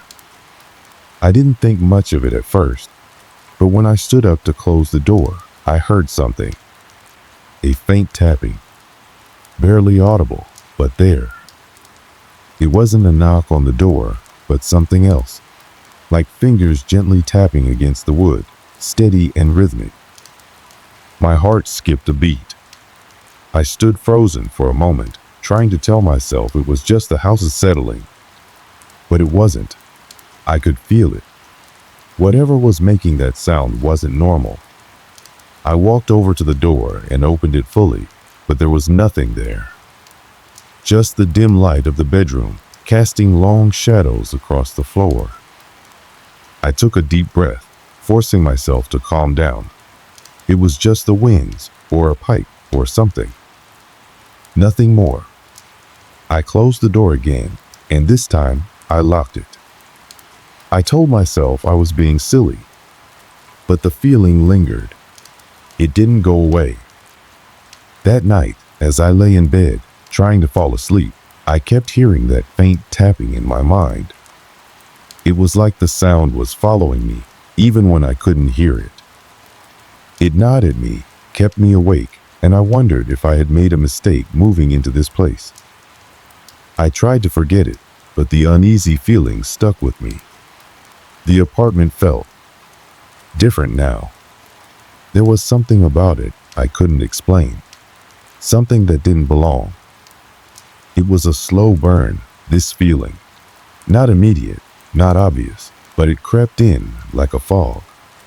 It clouded everything, turning even the simplest things into something strange. And so the days went by, and I tried to carry on as usual. But the weight of the apartment, the sensation of being watched, of something not quite right, it was never far from my mind. The apartment seemed peaceful, quiet, but there was something in the air. Something I couldn't shake, something I would come to regret ignoring. And that's when the first real unsettling incident happened. The days after that first night felt normal, or at least I tried to convince myself they were. I was busy work, errands, small tasks that helped me focus on something other than the creeping unease I felt in the apartment.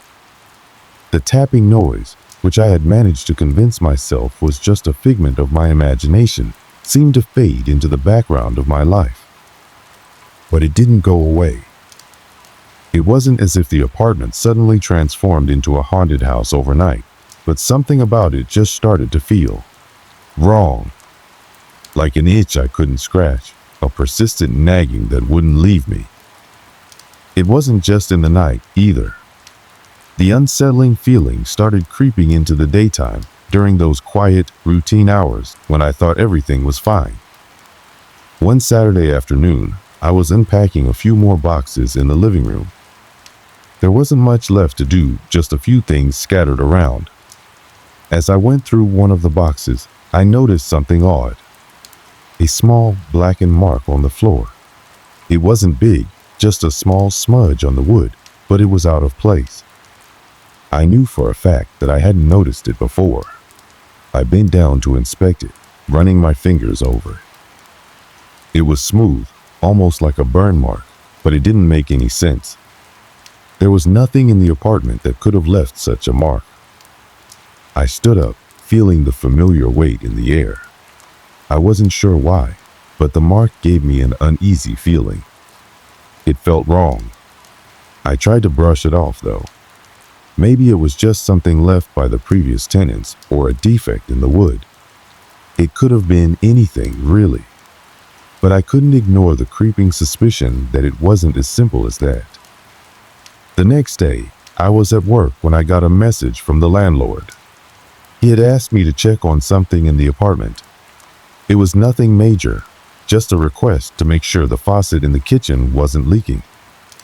I thought it was odd he had been by the apartment only a week before, and everything had seemed fine. But I didn't think much of it. After all, landlords sometimes ask tenants to double-check things.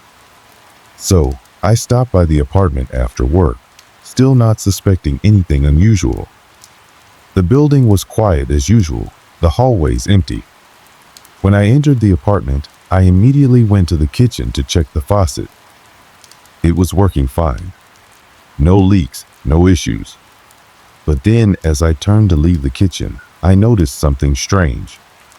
The light in the living room was flickering. It wasn't an outright malfunction. The light wasn't turning on and off rapidly, but it had a kind of dim, wavering quality to it, almost like the bulb was struggling to stay lit. I walked into the living room to get a better look, but as I stepped into the space, the light flickered again, and then the temperature in the room dropped. Not by much, just a noticeable chill that made the hairs on the back of my neck stand up. I glanced at the window, expecting to see a draft, but it was closed. The air wasn't moving. I shook my head. It was probably just the bulb, I reasoned. Maybe something with the electrical wiring. It was an old building, after all. But still, the chill wouldn't go away. I couldn't ignore how unnatural it felt. After a few minutes of standing there, I decided I'd had enough. I turned off the light, took a deep breath, and left the apartment, locking the door behind me. Later that night, I sat in my living room again. The flickering light from earlier had left me feeling uneasy, but I didn't want to let it get to me. I went about my usual routine, watching TV, trying to shake off the strange events. I figured I was overthinking things. But then I saw it again, the same small smudge on the floor, the one I had noticed earlier. It was still there, and yet it looked different. It was darker, as though it had been growing. This time, I felt my stomach tighten. It wasn't just a mark anymore. Something was off. I bent down again, my fingers hovering over the smudge. I noticed something else. There was a faint smell in the air, like burnt wood. I couldn't explain it, but it was there. It wasn't overpowering, just a subtle, lingering scent. I grabbed some cleaning supplies and began scrubbing the floor, trying to remove the mark. I worked for a while, but no matter how much I cleaned, the smudge didn't go away. It started to feel like the mark was mocking me, resisting my efforts. Finally, I stopped. I couldn't do this anymore. It was late and I was exhausted. I decided to go to bed, hoping that a good night's sleep would help me forget about the bizarre events of the day. But as I lay in bed, trying to relax, I heard it again. A sound, subtle but distinct. The faint tapping on the door. I didn't want to get up. I told myself it was nothing, but the sound kept going, like fingers tapping gently against the wood. It was faint, almost imperceptible, but it was there, and it wasn't going away. It sounded exactly like it had the first night, when I thought I was imagining things. I held my breath, not daring to move. My heart raced as the tapping continued, slower this time. There was no reason for anyone to be at my door at this hour. No one was supposed to be there.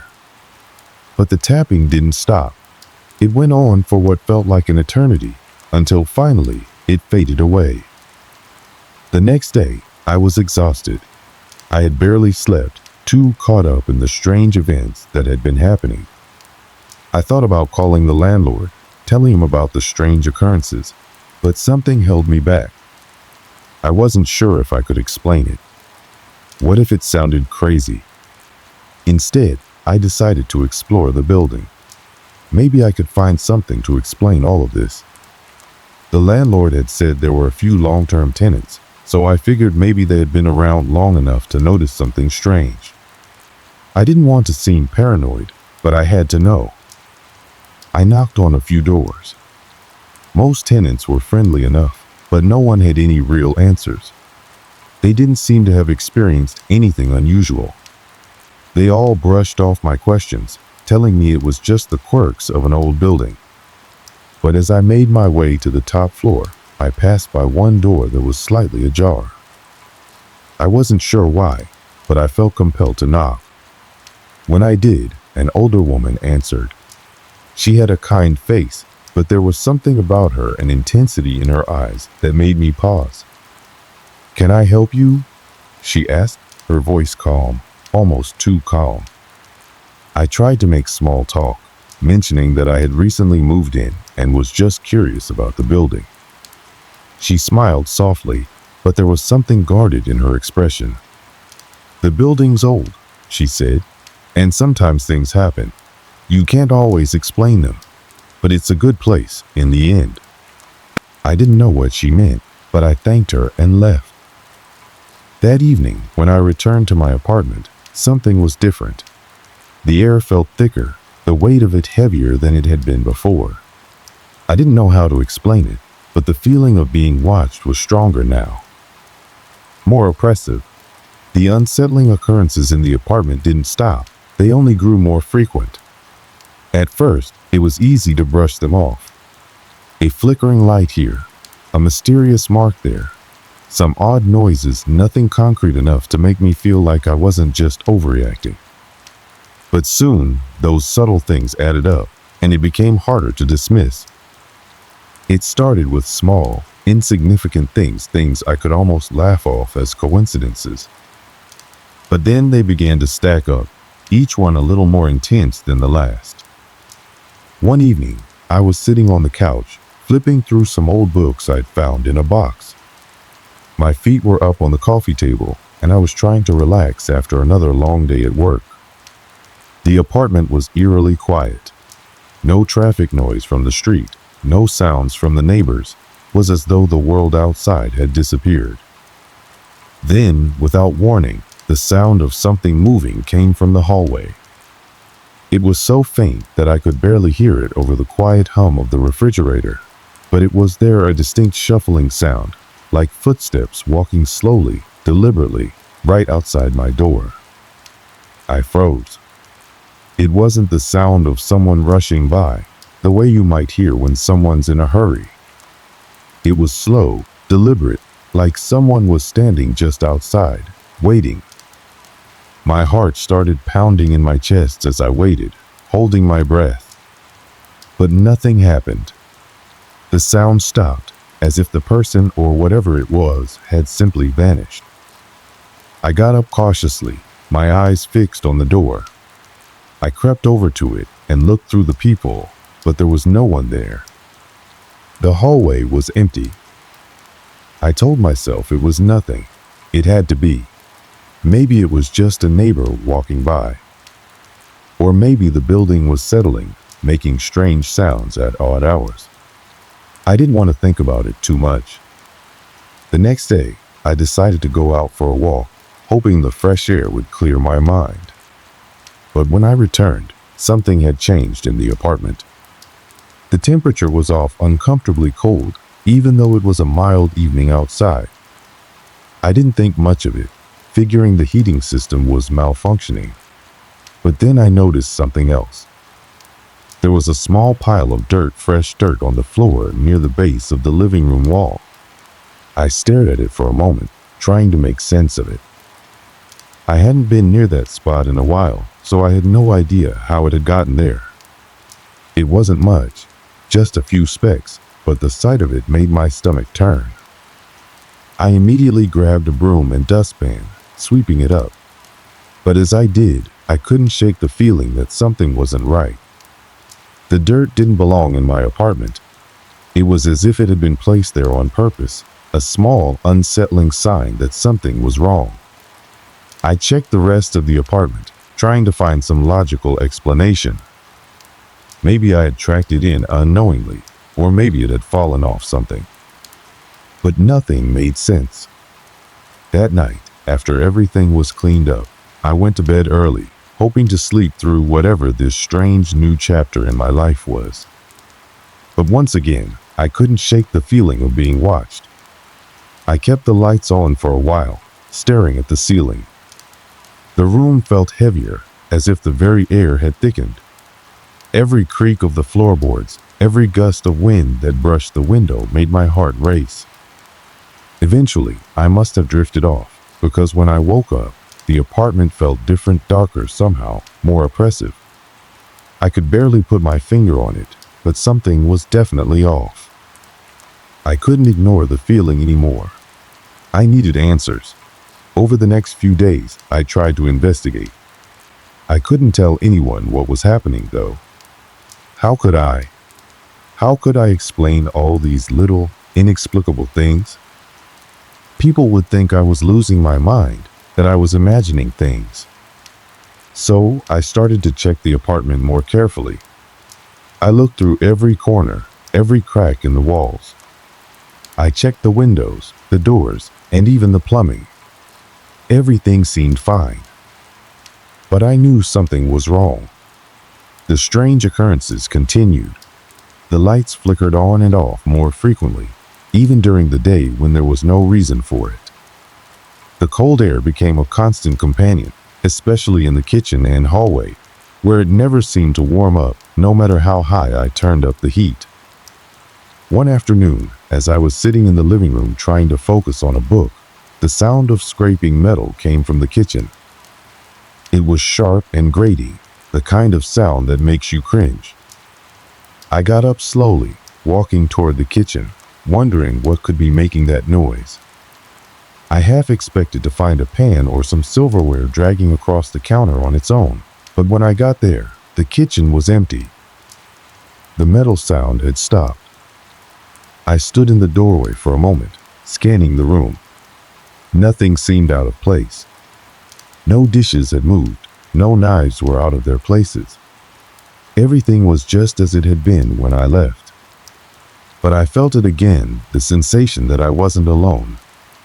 It was like something was hovering just beyond my reach, something watching, waiting. I quickly backed out of the room, my heart racing. I didn't want to stay there any longer.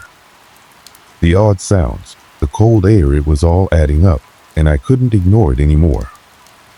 That night, as I tried to sleep, something happened that made me feel like I was losing my mind. I woke up in the middle of the night, the sheets cold against my skin. The apartment was silent, the only sound, the faint hum of the refrigerator. But then I heard it, the soft tap tap tap of something against the wall.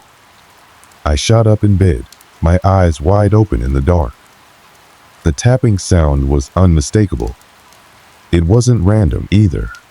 It was slow and deliberate, like someone was counting the seconds between each tap. I sat there in the dark, terrified to move, terrified to make a sound. I didn't know what to do. I couldn't ignore this anymore. I grabbed my phone and shined the flashlight on the wall where the sound seemed to be coming from. I scanned the space, half expecting to see something there, but nothing was visible. The tapping continued, now even louder, closer. The sound was coming from the wall behind my bed. The realization hit me like a punch to the gut. I moved cautiously to the corner of the room, my feet barely touching the floor, trying not to make a sound. I didn't want to look, but I couldn't stop myself. When I shone the flashlight onto the wall, I saw it. A small crack had appeared in the plaster. It wasn't there before. The edges were jagged, like something had pushed its way through from the other side. The tapping stopped. For a moment, everything was still. I held my breath, waiting for something else to happen. But nothing did. The silence was deafening, thick with the weight of something that was just out of reach, something I couldn't quite grasp. I had to know what was behind that wall. The only way to find out was to investigate, to break through and see what lay hidden.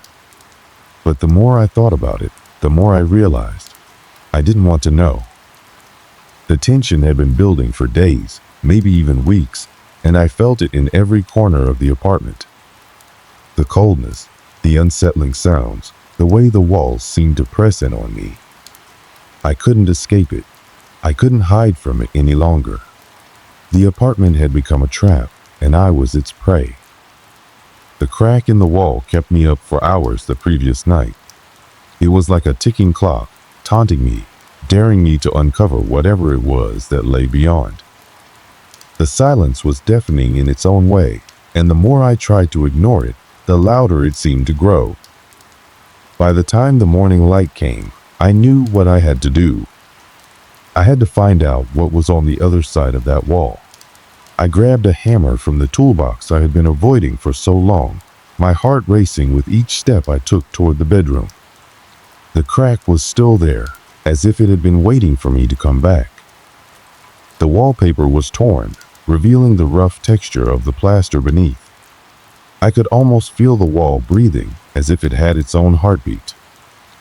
I didn't think twice. With a deep breath, I swung the hammer into the wall. The first hit made a small hole, and the sound of the plaster breaking echoed through the apartment like a thunderclap. I felt my hands tremble as I struck again, widening the hole. My mind raced. I didn't know what I was expecting to find, but I didn't think it would be this. With each strike, more of the wall crumbled away, revealing a dark, narrow gap behind it. It was nothing like I had imagined. I thought maybe it was just an old vent or a pipe that had come loose, but this was different. The hole was growing larger, and now I could see what was inside. Something was wedged in there. Something large, too large to fit through the hole I had made, but it was there, just out of reach. The room felt colder, the air heavier with each passing second. I paused, my breath shallow, the hammer hanging loosely in my hand. A sudden chill ran down my spine, and I felt a wave of nausea hit me. This wasn't just a broken wall. This wasn't just some forgotten space. I stepped back, my heart hammering in my chest, my mind racing. I had to know what was behind that wall, but a voice in my head screamed at me to stop. It was too late to turn back now. I'd come this far. With renewed determination, I struck the wall once more. The plaster gave way easily this time, and I could see the object behind the wall more clearly. It was large, dark, and covered in a strange, sticky substance that glistened in the dim light. It looked wrong. My hands shook as I reached into the hole, feeling around for whatever it was that was lodged in there. My fingers brushed something cold, slick, and smooth. My breath hitched in my throat as I realized what I was holding. It wasn't a pipe or a vent. It wasn't some forgotten storage space. It was a hand. My heart stopped. I pulled my hand back as if I'd been burned, the sensation of cold, clammy skin lingering on my fingertips. I stood frozen, unable to move, unable to breathe. There, in the wall, hidden away for God knows how long, was a hand.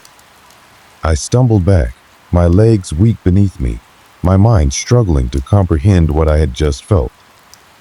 This wasn't just a prank or a mistake. This was something dark, something that didn't belong. I had to get out. I couldn't stay here. But before I could even think about leaving, I heard something. A low, guttural sound, like a groan, coming from within the wall. I froze, every muscle in my body locking up. It was as if the apartment itself was alive, breathing, waiting for me to make a mistake. The groan turned into a series of scraping sounds, like nails on a chalkboard, drawing out the worst kind of tension in my chest. And then, through the hole in the wall, I saw it. A face. The face was pale, almost ghostly, with wide, glassy eyes that stared out from the darkness beyond the wall. Its features were distorted, twisted in a grotesque way that made my stomach churn. It was the face of something inhuman, something that didn't belong in this world. I stumbled backward, my pulse racing. I couldn't breathe. My body screamed at me to run, but I was rooted to the spot. The face blinked, and a soft, raspy breath filled the room. The air grew thick, like the apartment itself was closing in on me. I couldn't look away, even though every instinct in my body told me to flee. The face was alive, somehow, and it was staring right at me. And then I heard the voice. It was soft, barely a whisper, but it filled my head with a sense of dread that I couldn't shake. Let me out. I didn't know what to do. My body was frozen in place, unable to move, unable to think. I had to get out, but I couldn't stop looking at the face. The words repeated in my head, over and over. Let me out. I felt the air grow colder, the shadows in the room shifting, swirling like a storm was brewing just beneath the surface. The face continued to stare, its eyes unblinking, its mouth frozen in a silent scream. Then, without warning, the wall began to tremble. The shaking was subtle at first, but then it grew more violent.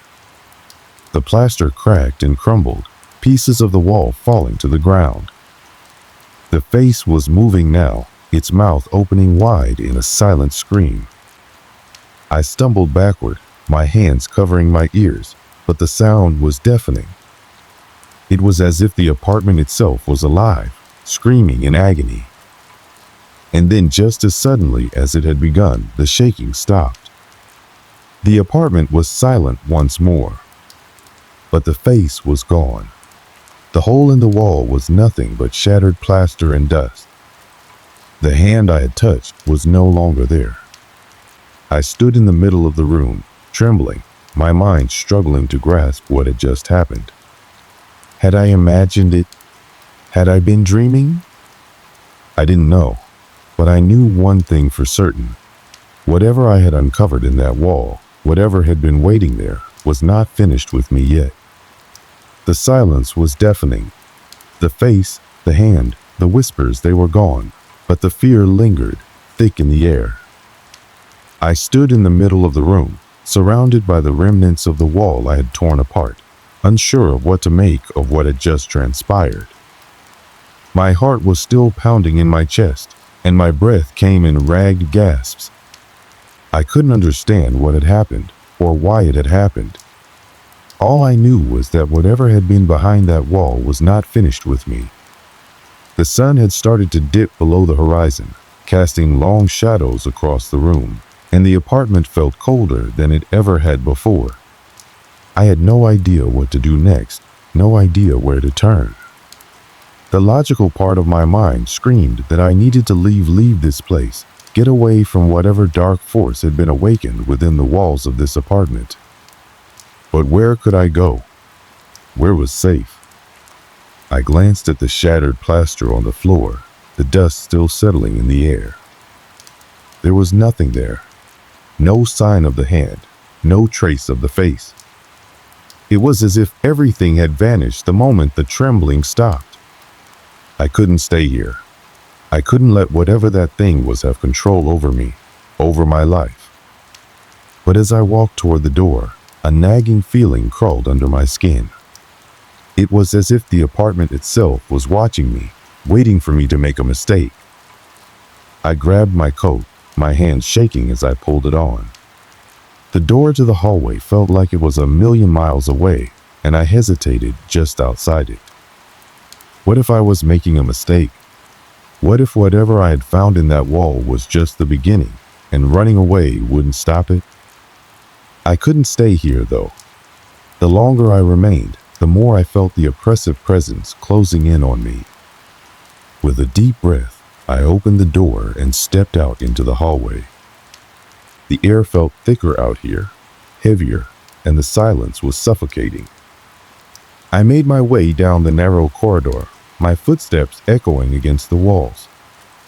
The building felt abandoned, even though I knew there were other tenants here. It was as if the apartment had taken on a life of its own, a life that I had no place in. I reached the stairwell and hurried down, eager to put as much distance between me and that apartment as possible. My heart still raced in my chest, my mind replaying everything I had seen and felt. When I reached the front door of the building, I stopped. There was no immediate relief, no sense of safety. The world outside seemed just as cold and empty as the apartment had been. I stepped out onto the street, the chill of the night air biting at my skin. The city was quiet, too quiet. The usual hum of traffic, the sounds of people going about their business, it was all gone. It was as if the world had stopped moving, frozen in time. I wasn't safe. I knew that. The feeling of dread that had settled over me wasn't just from the apartment. It was something deeper, something more insidious. It had followed me. It had followed me here. I turned around, looking back at the building.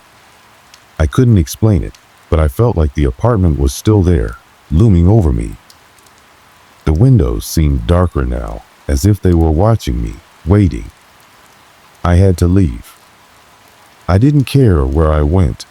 I didn't care what I had to do. But I knew I couldn't stay here, not when whatever had been behind that wall was still out there. I didn't tell anyone. I didn't call the landlord or the authorities. What was the point? How could I explain what had happened? How could I make anyone believe that something was living inside the walls of that apartment? No one would understand. They would think I was crazy. So I left. I stayed in a cheap hotel for a few nights, trying to shake off the feeling that the darkness had followed me. But every time I closed my eyes, I saw the face, heard the whispers, felt the coldness that had settled in the apartment. Weeks passed, and I tried to move on. I found a new place, a small apartment that seemed like a sanctuary compared to the last one. It wasn't perfect, but it was far enough away from that building, far enough from whatever had been lurking there. But it never really left me. I couldn't stop thinking about the wall, the hand, the face.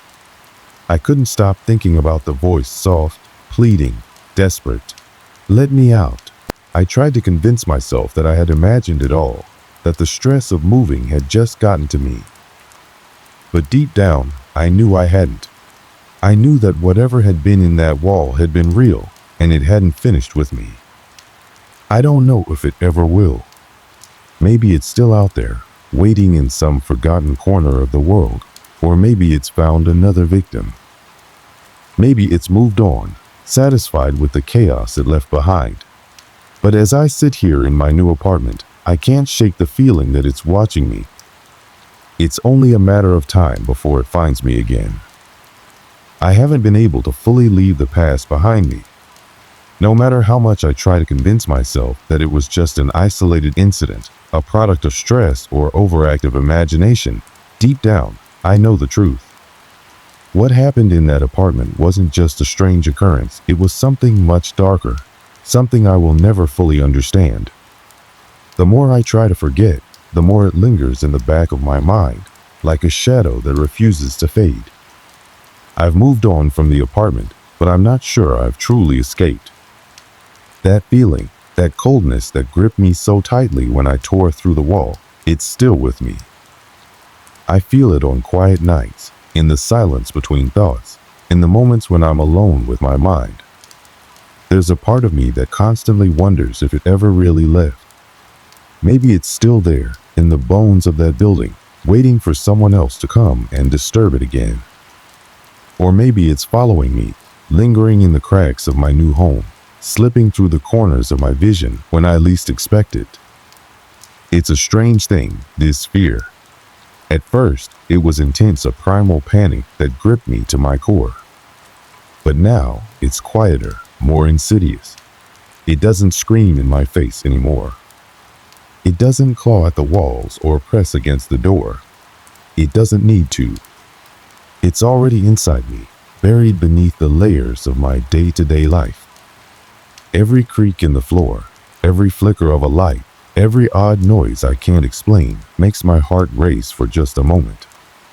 It's never the same as it was in that apartment, but it's always there, that sense of something just out of reach, something waiting.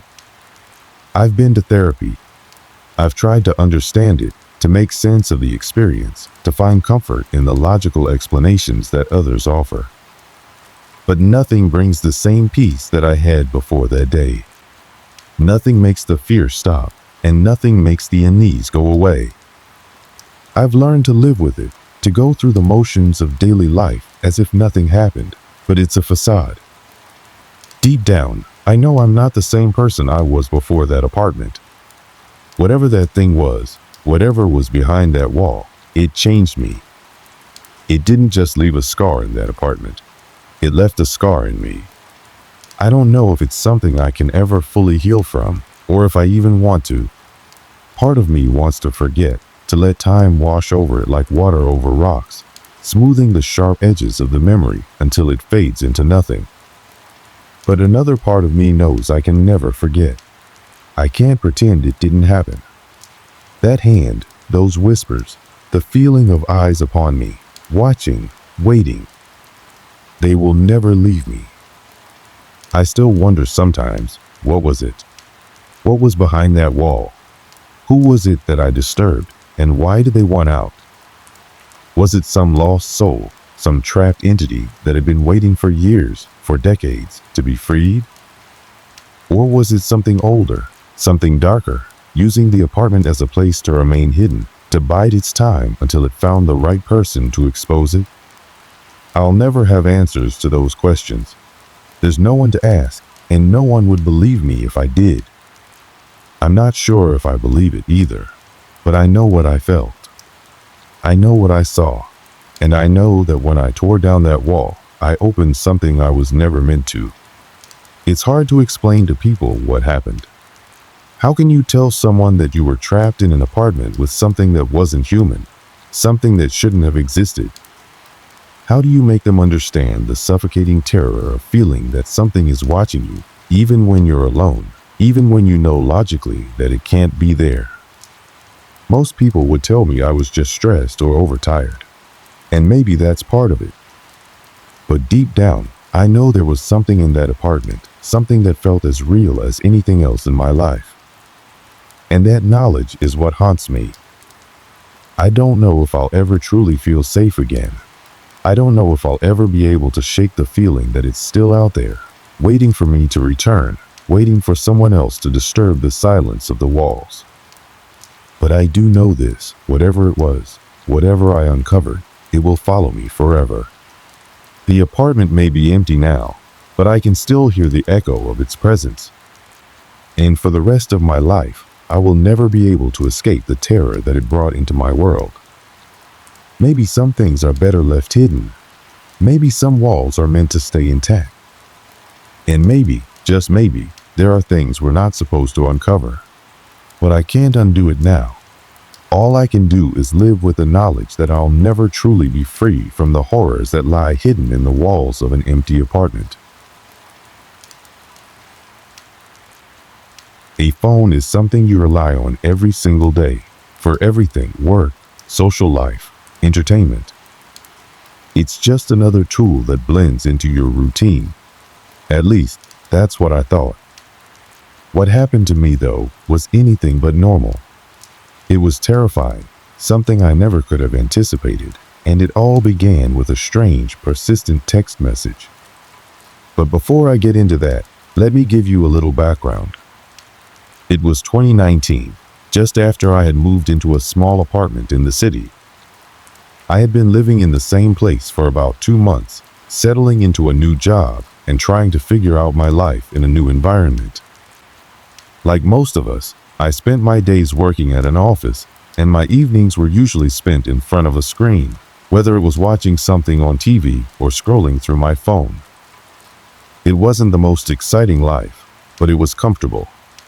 The apartment was simple, nothing too fancy, but it was mine, and I was beginning to feel at home.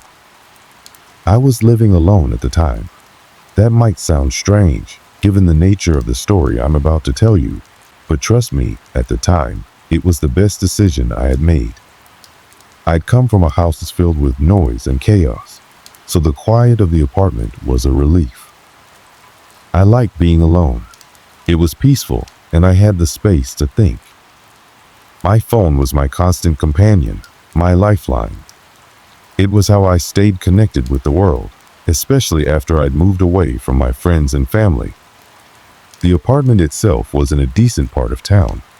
The building was older, but well maintained. There was a small cafe just down the street where I'd grab coffee every morning, and a grocery store nearby for the essentials. Everything I needed was right there. The only thing I didn't have was a roommate, and I was okay with that. After years of living with other people, I was ready for some peace. I remember it was late one evening when things started to change. I had just finished a long day at work and decided to wind down with some Netflix. The phone was lying on the coffee table in front of me. It buzzed once. At first, I thought it was just a spam message or maybe an alert from one of the apps I had installed. But when I looked at the screen, it wasn't from a name I recognized. It was just a number, and the message was simple. "Can you hear me?" I stared at the message for a few moments, trying to make sense of it. I didn't recognize the number, but I also didn't feel immediately alarmed. It was likely just some wrong number, or maybe a message from a contact I hadn't saved yet. But something about the question felt off. I hesitated for a moment, but curiosity got the better of me. I replied, "Who is this?" Almost immediately, the reply came. "I'm right here." My heart skipped a beat. I didn't know what to make of it. I thought it was probably a prank or some random person messing with me, but the timing and the way the message was worded made me feel uneasy.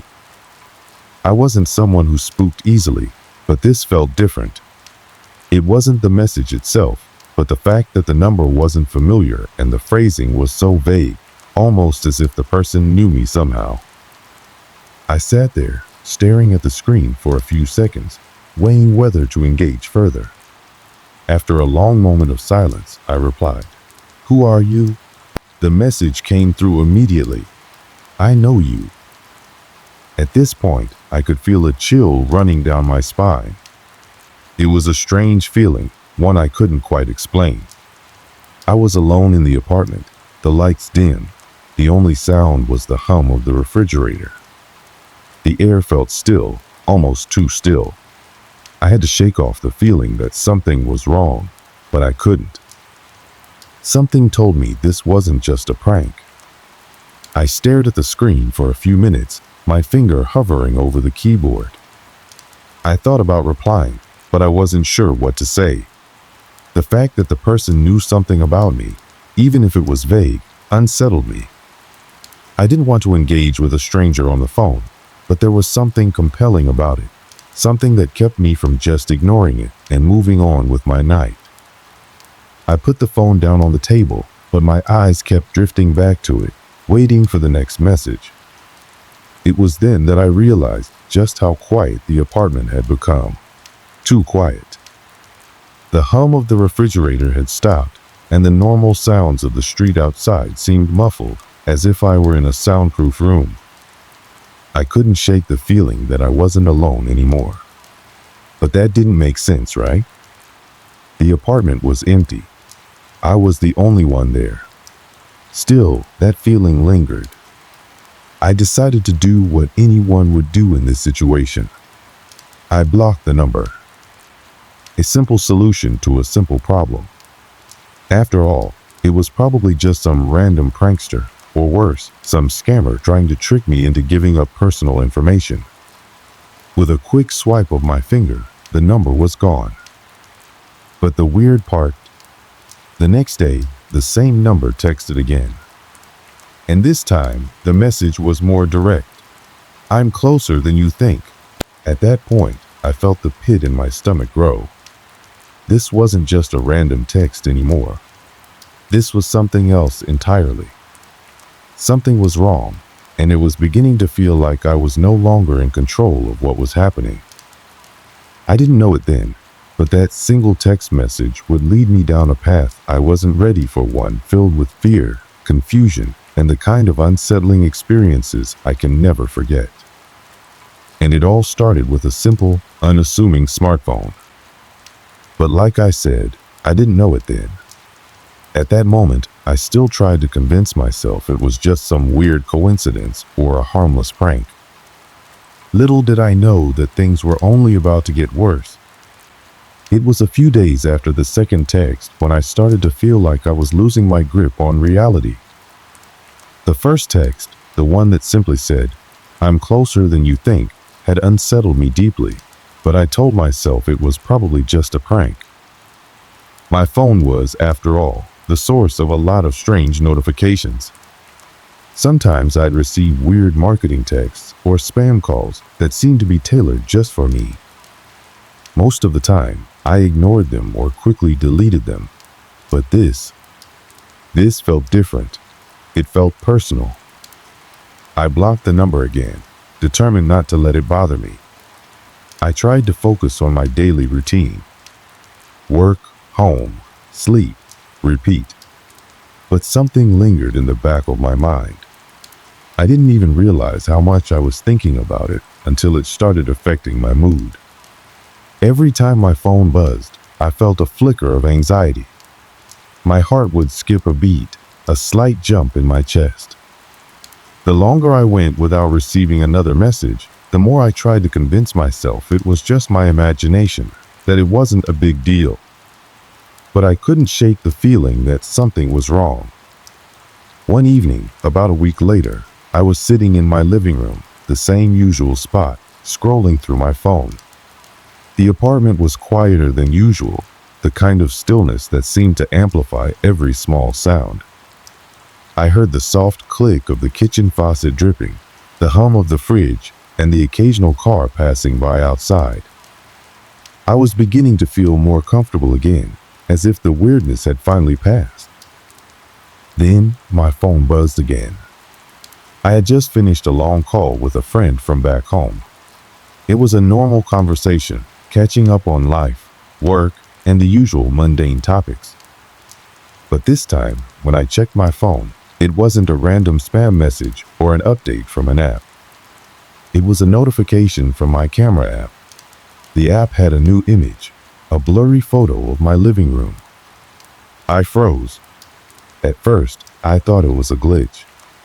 Maybe the phone had somehow taken a photo while I was scrolling. But as I examined the image more closely, a sense of unease settled over me. The photo wasn't one I'd taken. It was a shot of the exact spot I was sitting, the couch, the coffee table in front of me, the TV screen turned off. Nothing out of the ordinary, except for one detail. It was taken from an odd angle, as if someone had been standing just out of view, capturing the image without me noticing. I checked the phone's camera roll to see when the photo had been taken. The timestamp read just a few minutes before I'd received the notification. My heart pounded as I realized it had been taken while I was sitting there, staring at my phone. I rushed to check the phone's camera app to see if I had accidentally taken the photo, but everything seemed normal. No accidental button presses, no strange glitches. It was as if someone else had taken the photo, someone who had been in my apartment. I couldn't think of anyone who would have done this, though. No one had been in my apartment. I quickly checked the apartment, going from room to room. I even looked under the couch and behind the curtains, half expecting to find some hidden camera or a person in the corner of the room. But there was nothing. Everything was in its place. I couldn't shake the unease that settled over me, so I took another step. I powered off my phone for a while, hoping that would help calm my nerves. But the thought of someone being able to access my phone to take pictures without me noticing, it haunted me. I wasn't sure whether I was overreacting, but the idea of someone being so close, watching me without my knowledge, made my stomach turn. A few hours later, after trying to distract myself with a movie, I received another message. I glanced at my phone, hoping for a simple notification that would clear my mind. But it wasn't just any notification. It was from the same number, the one I had blocked. The text read, "I saw you. I was right there." I could feel my heartbeat in my chest, thumping against my ribs. It was the same feeling I had when I received the first message, the one that simply said, "I'm closer than you think." But this time, it was worse. This time, it felt like something had crossed a line, like my privacy had been invaded in a way I couldn't explain.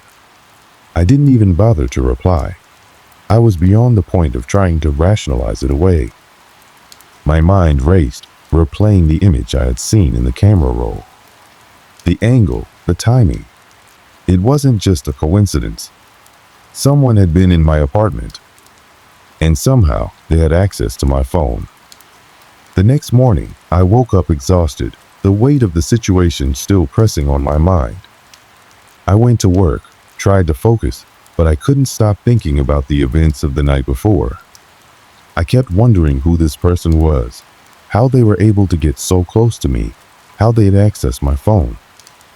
It was as if they were playing a game with me, slowly escalating things, making me second-guess myself. That evening, when I returned to my apartment, I felt like I was walking on eggshells.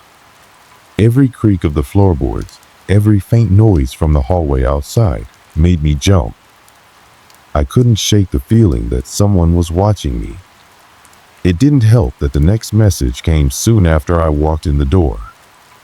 It was short, chilling, and more direct than anything before. "I'm here now." I stared at the screen, my mind racing. Who was this? How did they know where I was? How had they gotten so close without me realizing it? My heart was pounding in my chest, but I couldn't move. I couldn't think clearly enough to take action. It was as if fear had paralyzed me. For the first time, I felt truly trapped. I'd tried everything I could to make the situation go away, blocking the number, ignoring the messages, even turning off my phone. But nothing worked. The person, whoever they were, was always there, watching, waiting for the perfect moment to send the next message. I tried calling my friend, hoping that talking to someone would help, but they didn't pick up. So I texted them, explaining what had been going on. I didn't tell them everything, though. I didn't want to sound crazy, but I needed someone to know, just in case something happened. As the hours went by, the unease only grew. Each time my phone buzzed, I braced myself for another message. But when the phone remained silent for a long stretch of time, I started to think I might be safe for the moment. Maybe I had gotten through to them. Maybe they'd grown bored. But just as I began to feel a fleeting sense of relief, the phone buzzed once more. I looked down at the screen, my hand shaking. The message read, "I'm inside your house." At that point, I knew this wasn't a prank anymore. It wasn't just some random person texting me. This was something far more sinister. The days after the last message felt like I was caught in a constant storm of anxiety, uncertainty, and dread. I couldn't escape the feeling that I was being watched, and it didn't help that every buzz of my phone sent a sharp jolt through my body. It was as if every notification had the power to undo my calm, drawing me deeper into a world I couldn't understand. The messages from that unknown number became relentless, arriving at all hours day and night, each more ominous than the last. The pattern was unsettling. The first few messages had been spaced out, giving me time to recover from each one, but now they arrived almost constantly. They became longer, more detailed, as if whoever was on the other side was testing my limits.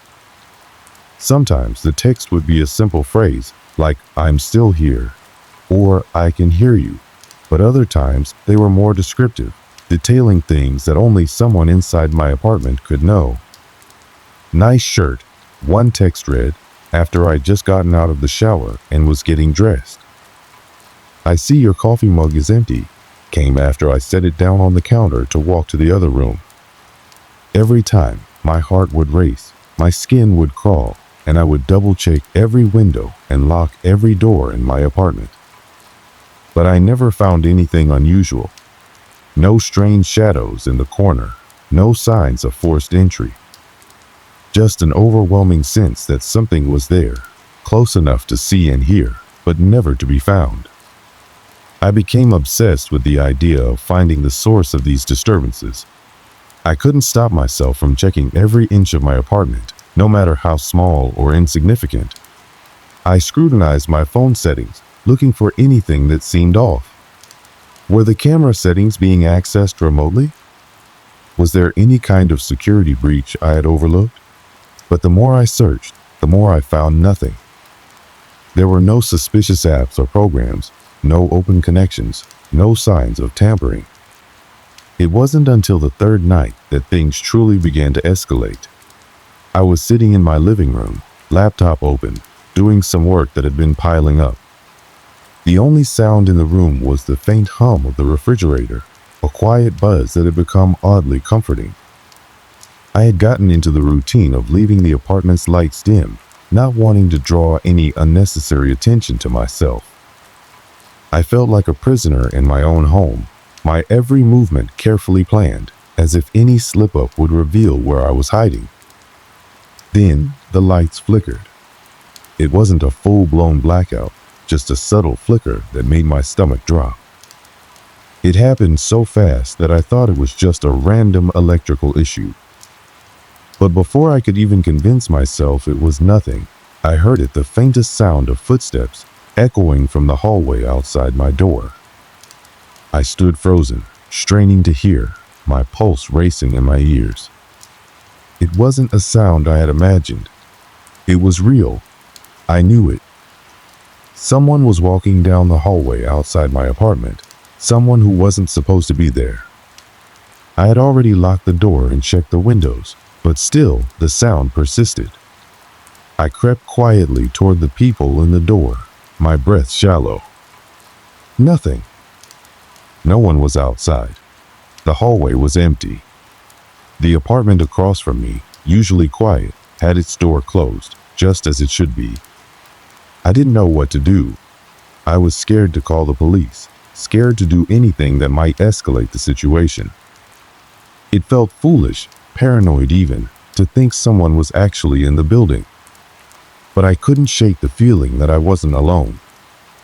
I pulled away from the door, hands trembling, and checked my phone, half hoping it was just another message. There was one. "You're getting good at hiding." I felt a sharp chill run down my spine. How could they know? The apartment was small, the walls thin. There was no place to hide. I was sitting in the exact spot where I always sat when I got home from work. There was no way they could be in here with me without my knowledge. But the more I thought about it, the more I wondered if I had missed something. Could I have been so wrapped up in the dread of it all that I hadn't noticed something obvious? That night, I stayed up, waiting for something else to happen. And it did. At around 2 a.m., a loud crash shattered the silence. It came from the kitchen. I shot up from my couch, heart racing, trying to shake off the fog of exhaustion clouding my brain. I grabbed my phone, fingers shaking, and turned on the flashlight. The kitchen was empty. The only thing out of place was a chair that had tipped over, its legs scraping against the tiled floor. I hadn't heard the chair move. I hadn't heard any footsteps, nothing to indicate that anyone had been there, yet the chair had fallen on its own. I stood frozen for what felt like an eternity, staring at the chair. It didn't make sense, but something in me, something primal, urged me to act. I grabbed the broom and pushed the chair back into place, as if that would somehow make the situation better. But deep down, I knew I wasn't going to find answers by rearranging the furniture. I couldn't keep avoiding the inevitable. It was time to investigate. The following morning, I decided to take a more deliberate approach.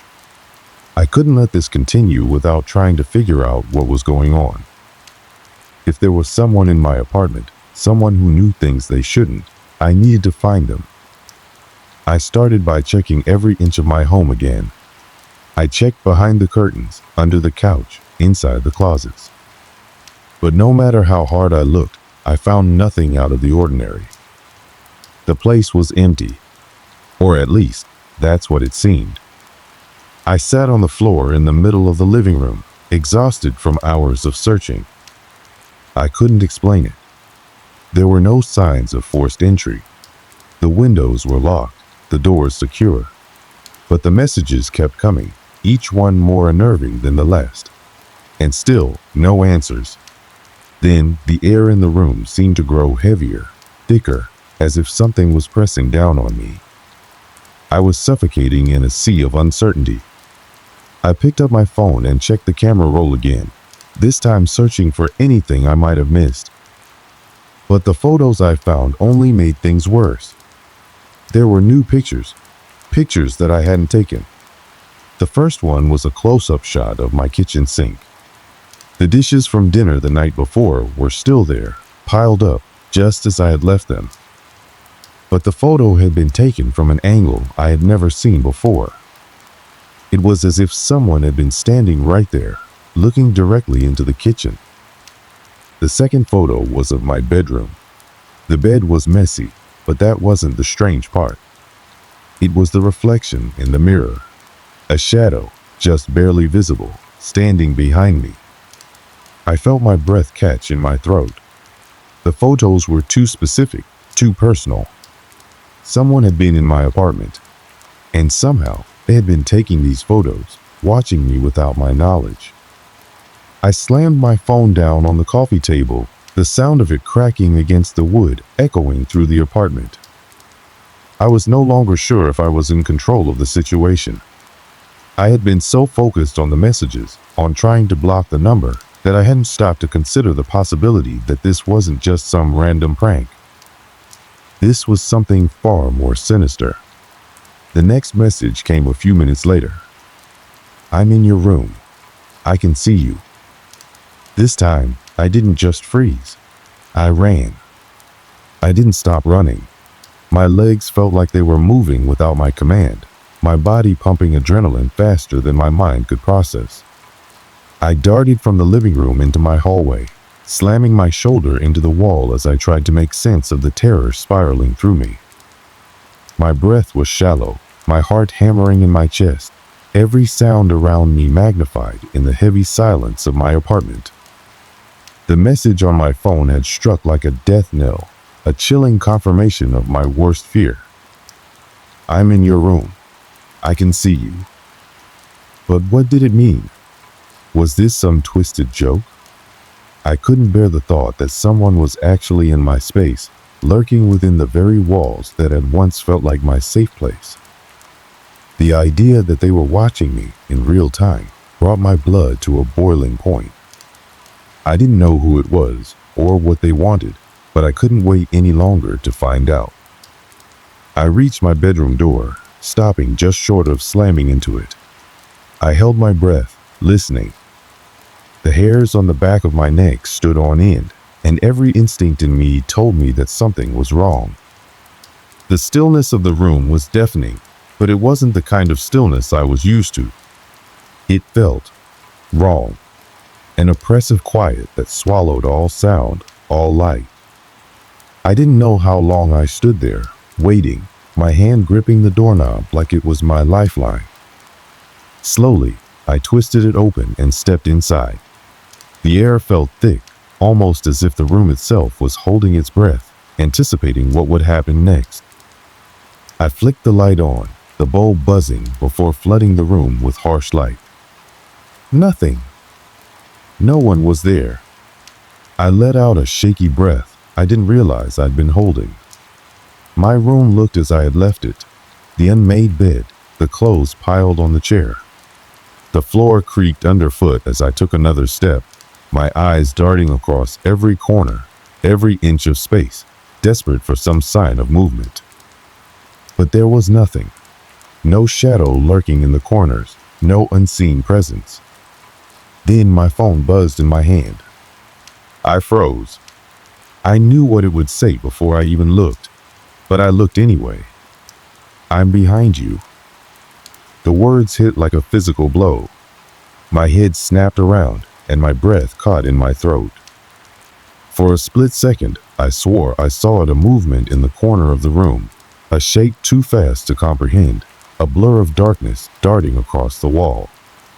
But when I turned fully, when I scanned every inch of the room, I saw nothing. My heart raced. Was it my imagination? Or had I truly just seen something? My mind spun in a whirlwind of confusion, my body thrumming with tension. I tried to steady my breath, to calm myself, but the dread gnawed at me, growing sharper with every passing second. I took a few more steps forward, toward the darkened corner of the room where I thought I had seen something. The silence was unbearable now. It wrapped around me like a suffocating blanket, pressing in on all sides. My phone buzzed again, the screen lighting up with the same sinister message. This time, I didn't even bother reading it.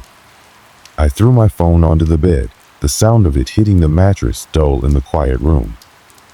I could hear my pulse in my ears, my mind screaming at me to leave, to run, but I couldn't. I needed answers. I had to know who was doing this. My hand trembled as I reached for the closet door, slowly pulling it open.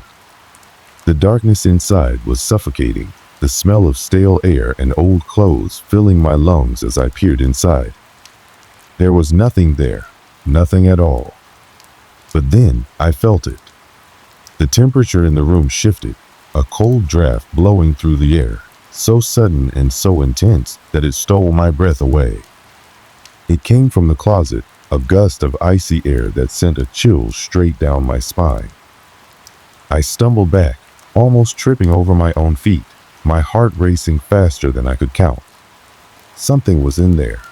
I knew it. With trembling hands, I reached for the door again, this time pulling it open all the way.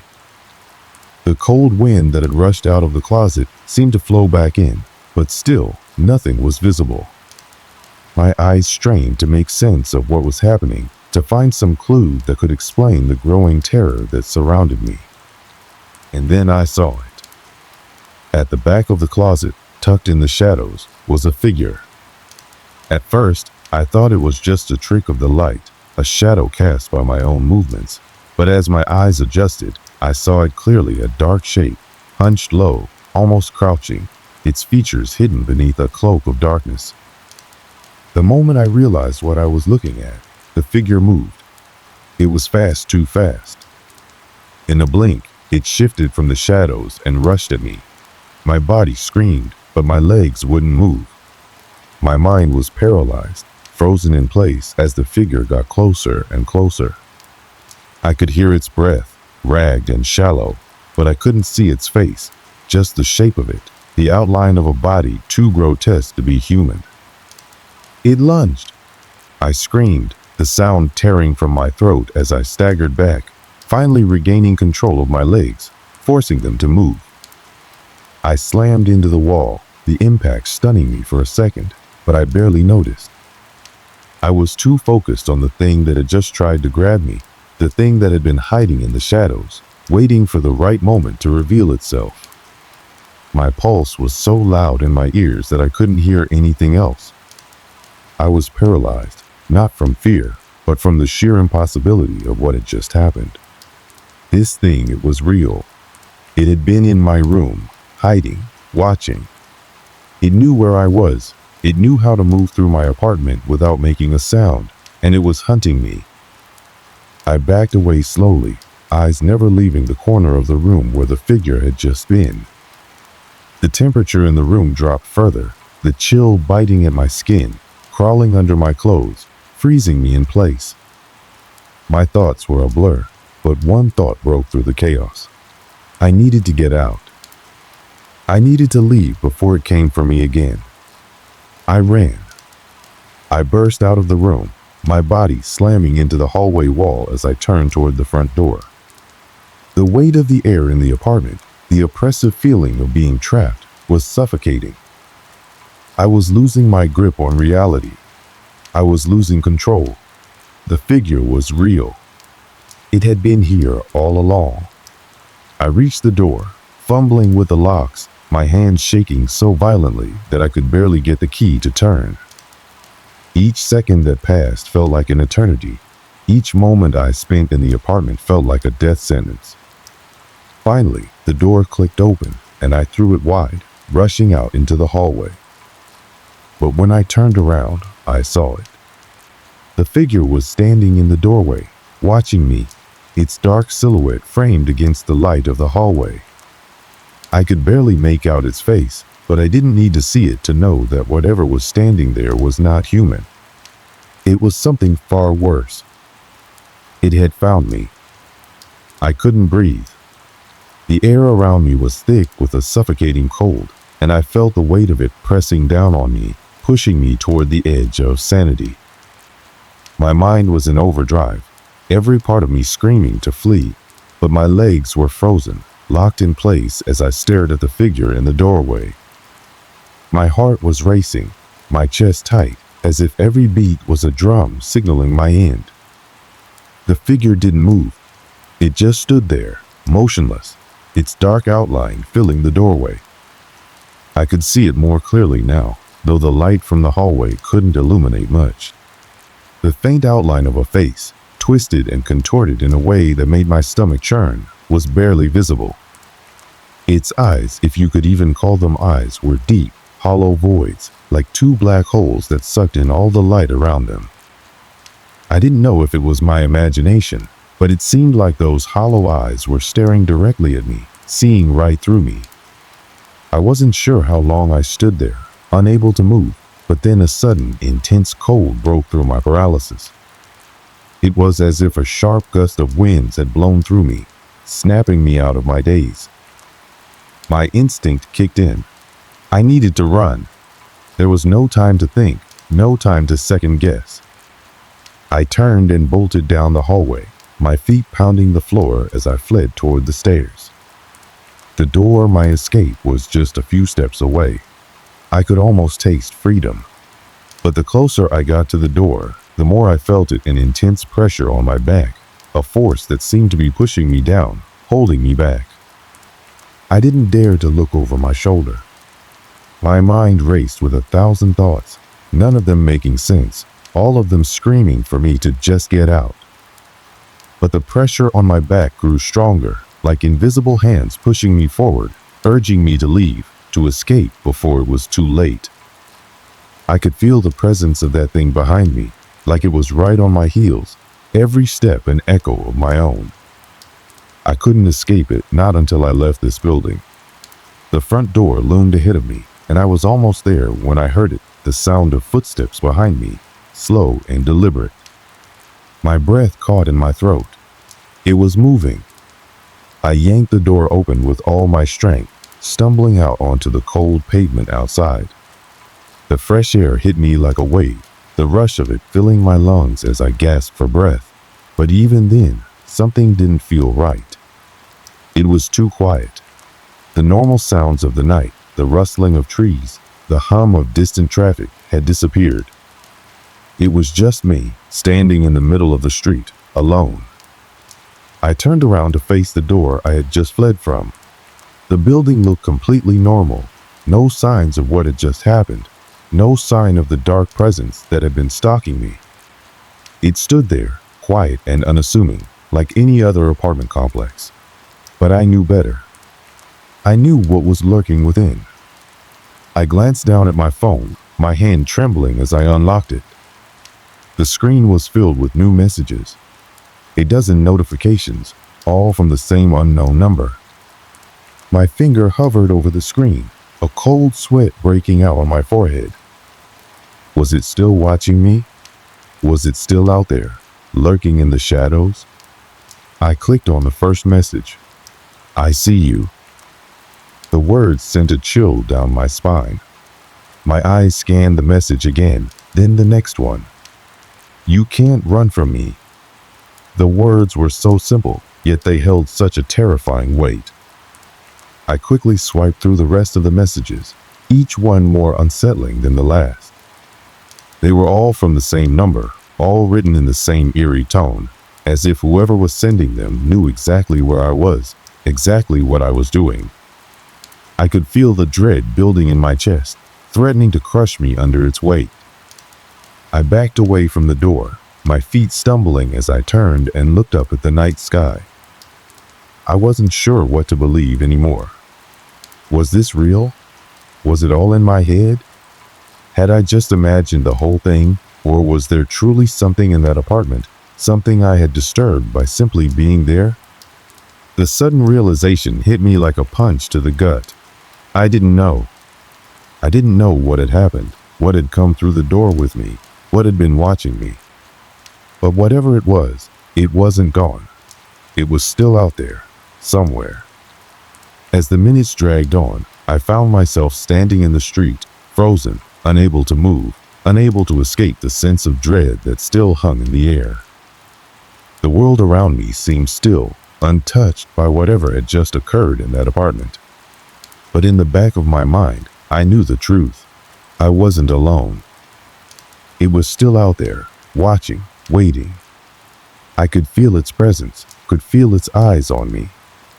I tried to pull myself together, to focus, to calm my racing heart. But the terror hadn't subsided. It had only intensified, clinging to me like a shadow I couldn't escape. I wanted to leave, to never look back, but I couldn't. There was nowhere to run. It wasn't just the messages that were terrifying me now, it was the overwhelming feeling that this was far from over. That it had only just begun. I glanced back at the apartment complex one last time, the shadows in the windows seeming to move, as if something or someone was still there, watching. My gut churned, and a cold sweat broke out along my neck. This wasn't over. It couldn't be. The messages, the figure, it was all part of something bigger, something I didn't understand. And no matter where I went, I couldn't outrun it. The truth was clear now. It was never going to stop. I was never going to be free. I never went back to that apartment. I couldn't. The thought of returning to that place, that suffocating environment, haunted me even after I left the city. For weeks, I barely slept, consumed by the fear that something would come for me, that the presence I had felt, seen, heard was still lurking just around the corner.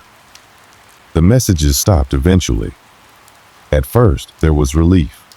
My phone, once filled with cryptic and chilling texts, became silent. No more, I see you, or you can't run from me. I tried to convince myself it was over, that I had finally outrun whatever nightmare had been chasing me. I moved on, but I couldn't shake the feeling of being watched.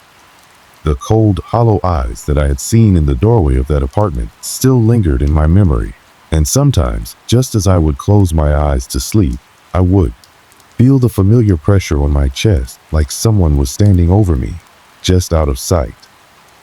I eventually found a new place to stay, far away from that town, away from the memories. But no matter how far I ran, I couldn't escape what had happened. I couldn't escape the truth that someone had been in that apartment with me, and that it had known me in ways I couldn't explain. I knew it wasn't over. Months passed, and life slowly returned to some semblance of normal. But there were nights when I would lie awake, staring at the ceiling, the shadows around me seeming darker than they should have been. Sometimes I would hear a faint tapping sound in the distance, like someone knocking at my door, soft, steady, persistent. At first, I tried to ignore it, but over time, the tapping grew louder, more insistent. I'd go to check the door, my heart in my throat, but every time there was nothing there. The silence would return, thick and heavy, as though the world itself was holding its breath. And then, one night, the texts came back. I woke to the sound of my phone vibrating on the nightstand, the harsh light of the screen cutting through the darkness. My heart skipped a beat as I glanced at the number. Unknown.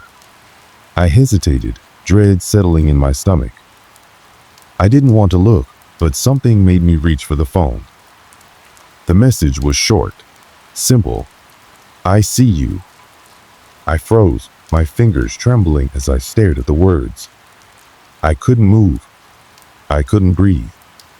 My thoughts rushed in, a frantic jumble of fear and confusion. How was this possible? The number was unfamiliar, but it felt so real, so familiar.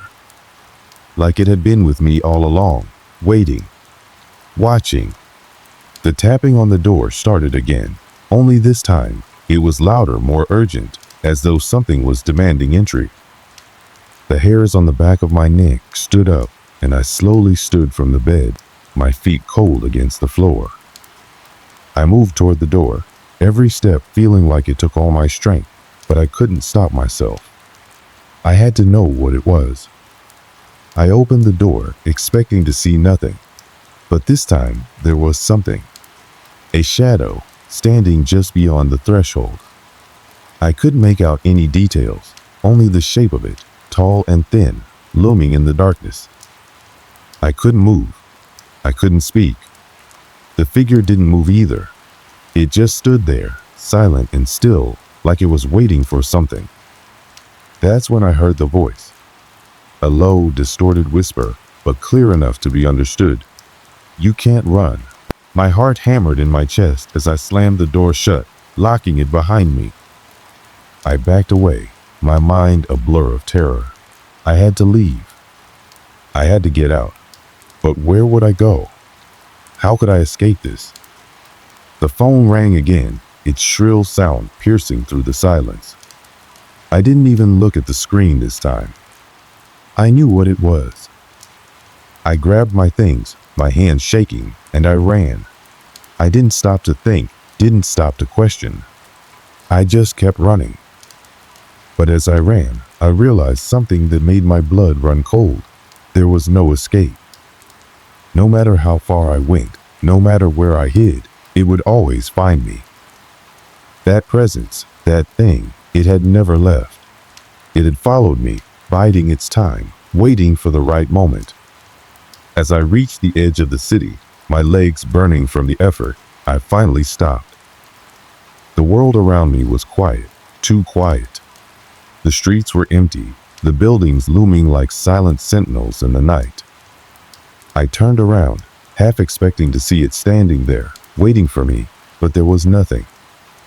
The city stretched out before me, a cold and lifeless landscape. And that's when I understood.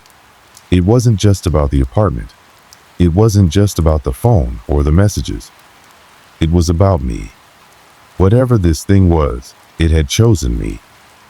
And it wasn't going to let go. I don't know what happened to the phone. I threw it away, but it didn't matter.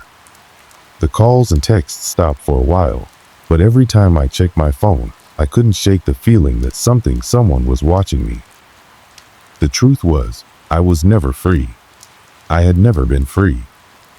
It was always there, just out of sight, waiting for me to make a mistake, waiting for me to slip up. and when I did, it would strike. I moved again and again, always running, always hoping that I could outrun the darkness that followed me. It was one of those late nights when everything felt like it was winding down. The city streets were growing emptier, and the usual buzz of the urban sprawl started to fade into the background.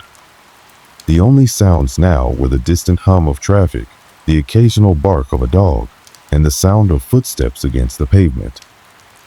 It was just after midnight, and I was standing at the edge of the subway platform, waiting for the last train of the night to take me home.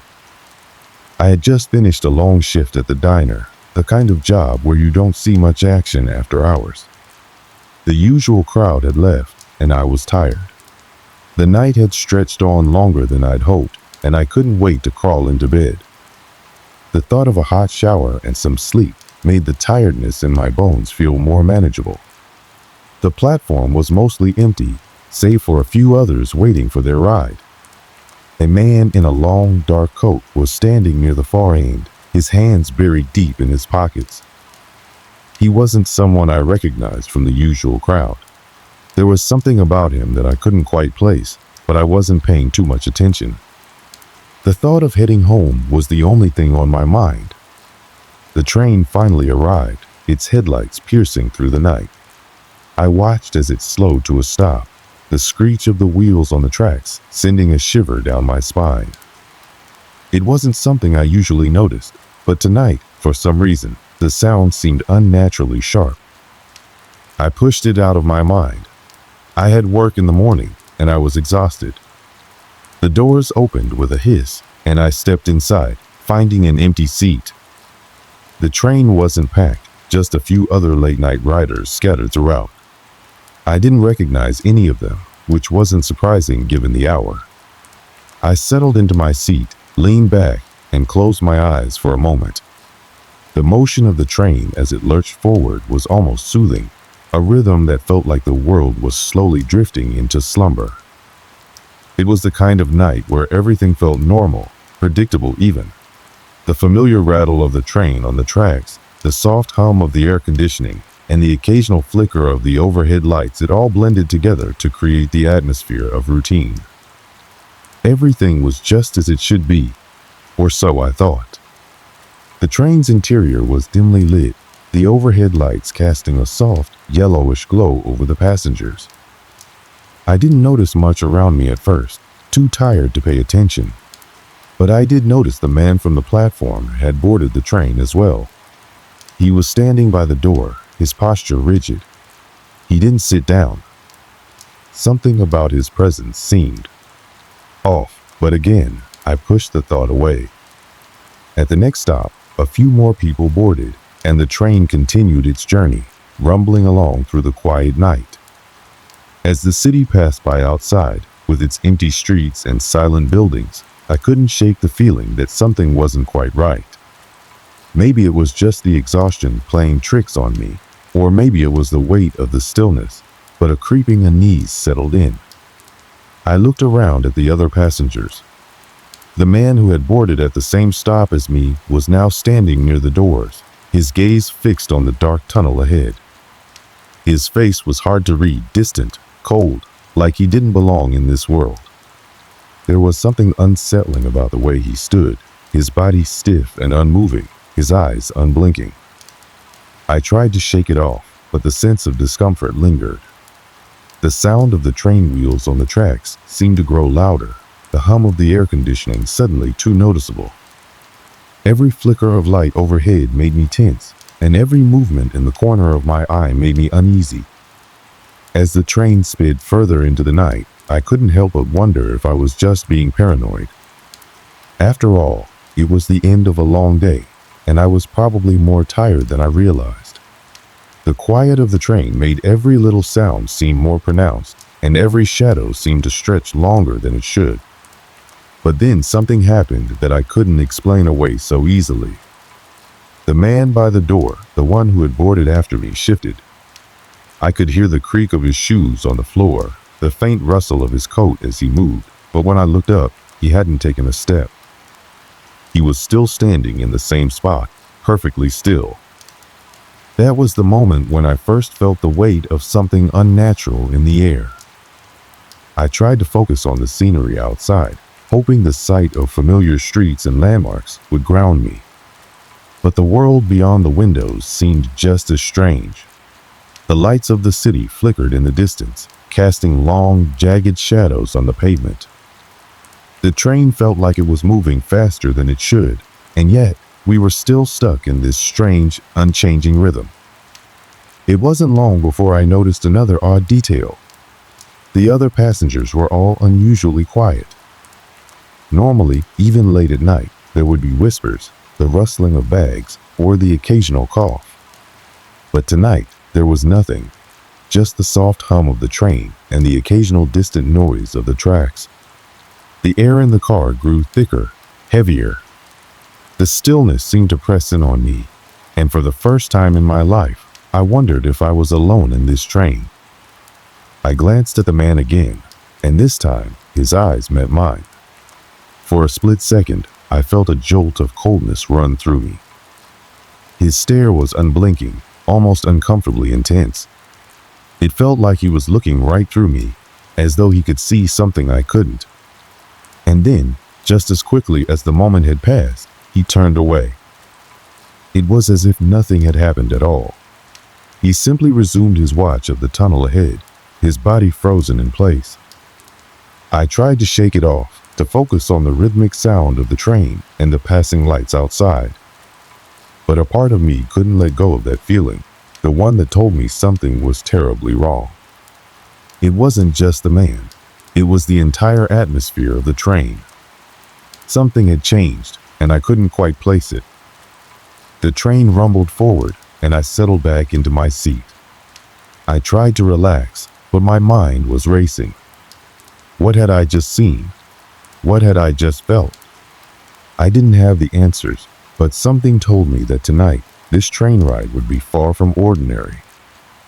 The train carried on through the city, its dull hum vibrating through the floor, a constant reminder that we were speeding toward our destinations wherever they may be. It felt like any other late-night ride, yet an odd sensation clung to the air, something subtle but undeniably there.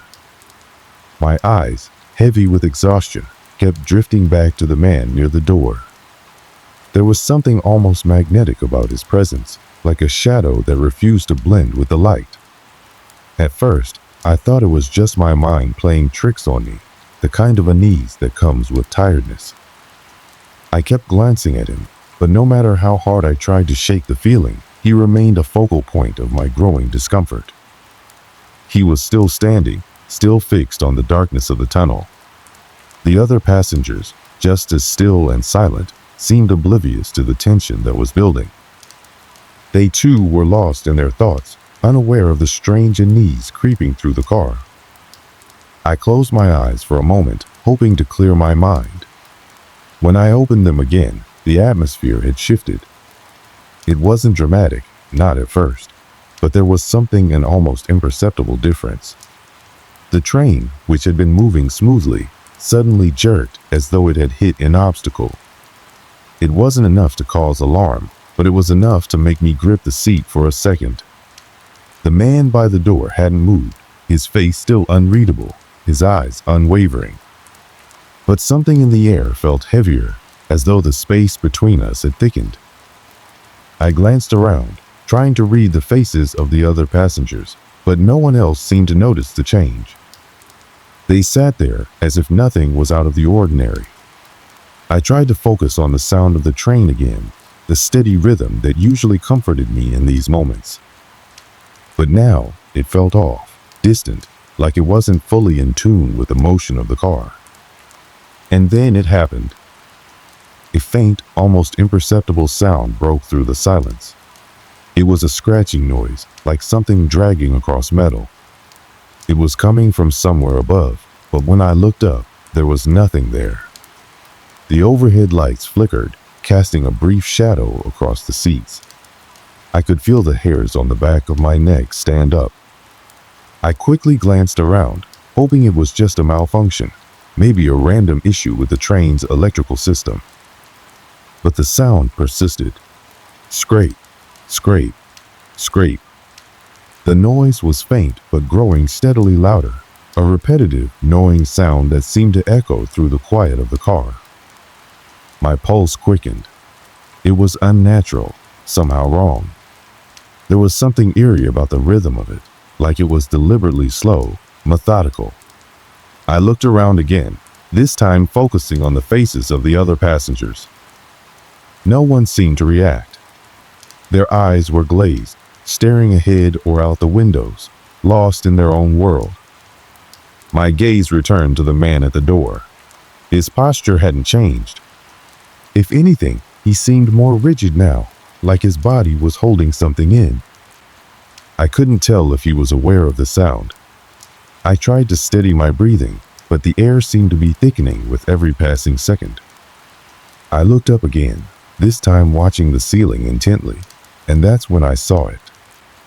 The light overhead flickered again, but this time, when it blinked out, I thought I saw something moving above me. It was just a shadow at first, no bigger than a few inches, but as my eyes tried to focus, it seemed to stretch. It moved with a fluidity that didn't match the jerking, mechanical movement of the train. I blinked hard, trying to convince myself it was just my tired eyes playing tricks on me. But when I looked again, the shadow was gone. I quickly turned away, my stomach dropping in response. It was a strange feeling, a knot of tension building in my gut. Was I really seeing things, or was something more sinister happening? The scratchy noise from above had stopped, but my nerves were still on edge. I could feel my hands sweating in my lap, my body tense as I fought the rising sense of dread. The man near the door hadn't moved. His eyes were still locked ahead, his face impassive. It was as if he was waiting for something, or maybe watching for something. That was when I realized that the other passengers hadn't shifted either. They were all eerily still, as if frozen in time. A sudden rush of wind swept through the car, even though the windows were all closed. It wasn't a gust or a draft from an open door. It was as though the air inside the car had changed completely. My eyes darted to the windows, expecting to see a rush of night air pushing through, but the glass remained still, unaffected. Yet the winds continued, moving across the car as if it had a mind of its own. The man by the door shifted slightly, his hand moving to the pocket of his coat. I couldn't see exactly what he was doing, but the gesture seemed deliberate, like he was adjusting something, or perhaps preparing for something. I tried not to stare, but it was hard not to. There was an unsettling calm in his movements, like he knew something I didn't. The train jolted again, more violently this time, throwing me slightly off balance. The lights flickered once more, this time with a suddenness that made me tense. The flickering didn't stop, though it continued, the lights overhead stuttering and dimming with each passing second. Then, for a brief moment, the entire car went dark. The sudden silence was deafening. I could hear my heart pounding in my chest, but there was nothing else. No ambient noise from the train. No soft whir of the air conditioning. Just stillness. And then the lights flickered back on, harsh and blinding, but something was different. The passengers, every single one, had shifted. Their heads were turned toward me, their eyes wide and unblinking. They didn't look like people anymore. They looked empty. Their faces were frozen in a blank, unfeeling expression. I couldn't tell if they were staring at me out of curiosity or something darker. The man at the door remained the same, but as my eyes locked onto his for the briefest moment, I saw at his lips, barely moving, forming something. It was almost imperceptible, a slight twitch of his mouth, but I could swear I saw him whisper something under his breath, a word I couldn't hear, a sound that seemed to reverberate deep within me. My stomach twisted. My breath caught in my throat. And then, just as quickly as it had all started, the passengers turned away. The train lurched again, and the normal sounds of travel returned, the faint hum of the tracks beneath us, the low rattle of the car. but nothing felt normal anymore. I couldn't shake the feeling of something being wrong. The quiet hum of the train was no longer soothing. Each click of the tracks, each passing moment felt heavier than the last. The sensation that had started as a small whisper in my mind was growing into a constant, suffocating presence. It wasn't just the strange events, though they were increasing in number, it was the fact that no one else seemed to notice. The passengers, who had been eerily still before, were now acting as if nothing had changed. They sat there, their bodies rigid, their eyes blank, as though they were completely unaware of the strange occurrences around them. My hand gripped the edge of the seat, my knuckles turning white. I couldn't sit still any longer. I needed to do something. I needed to find out what was happening. I looked around at the faces of the passengers, trying to find anyone who seemed to be in the same state of awareness I was. But everyone was distant, lost in their own worlds. The man by the door was still standing, his back to the rest of the train, but even he was becoming more of a mystery to me. I had to get up. I couldn't stay in my seat, trapped by this growing sense of dread. I tried to breathe slowly, to calm my nerves, but it was impossible. I stood up, careful not to disturb the stillness around me. The train swayed slightly as it sped through the night, and the sudden motion sent a chill up my spine. It wasn't the train that was causing the discomfort, though it was everything else. The air felt dense, heavy, like something was pressing down on me. It was a strange weight that seemed to distort the space around me. I tried to take a step forward, but the floor seemed uneven, the rhythmic motion of the train suddenly too erratic. I stumbled slightly, catching myself against the seat in front of me. My breath hitched in my throat. I didn't know what was happening, but it was like the world around me was starting to shift. I moved forward cautiously, my eyes darting from one end of the car to the other. The dim lighting above cast long shadows, and for a moment, I thought I saw something flicker in the corner of my vision, just a shadow, too fast to catch. My heart skipped a beat, but I told myself it was nothing. I forced myself to keep walking. I passed by a few other passengers, their faces still locked in that strange, vacant expression. I could hear the faint rustle of their clothing as the train jerked forward, but no one made a sound. It was as if they had become part of the scenery, fixtures in a scene that had no place for real emotion. But as I walked, I noticed something else. The seats. The upholstery had started to change. At first, I thought it was a trick of the light, the shadows playing across the fabric. But as I moved closer, I realized the seats had begun to distort. The fabric was rippling, the pattern shifting as if the train itself was alive. I stopped in my tracks, staring at the seats, my breath coming in shallow gasps. The shifting wasn't subtle. It was more like a breathing, a slow, undulating wave that spread across the car. It was as if the train had taken on a life of its own, a living, breathing entity. I glanced around, half expecting to see someone react to the same thing, but the passengers remained motionless. I was alone in this awareness, the only one who seemed to see the train for what it was becoming. The scratching noise returned, but this time it was louder, more insistent. It wasn't coming from above this time, it was coming from behind me. I turned quickly, my eyes scanning the rear of the car. The lights flickered again, and in the brief moments of darkness, I thought I saw something move in the shadows, a figure, tall and thin, its form stretching unnaturally as it seemed to pass through the light. I took a step back, my heart pounding in my chest. The scratching was growing louder. It wasn't just above or behind me anymore, it was all around me, a constant, gnawing sound that was impossible to escape. The floor beneath my feet seemed to vibrate with the noise, each scrape sending a jolt through my body. I turned again, my mind racing for an explanation, but there was none. The train was no longer just a vehicle, it had become something else, something that was aware. something that was changing as I watched. I stumbled back toward my seat, my pulse racing. I couldn't stay standing. I couldn't keep walking through this living nightmare. I needed to sit down, to ground myself in something familiar. But when I reached my seat, I stopped dead in my tracks. The man by the door was gone. The space where he had stood was empty, his absence more unsettling than his presence had been. I scanned the car again, my eyes darting from one seat to the next, but there was no sign of him.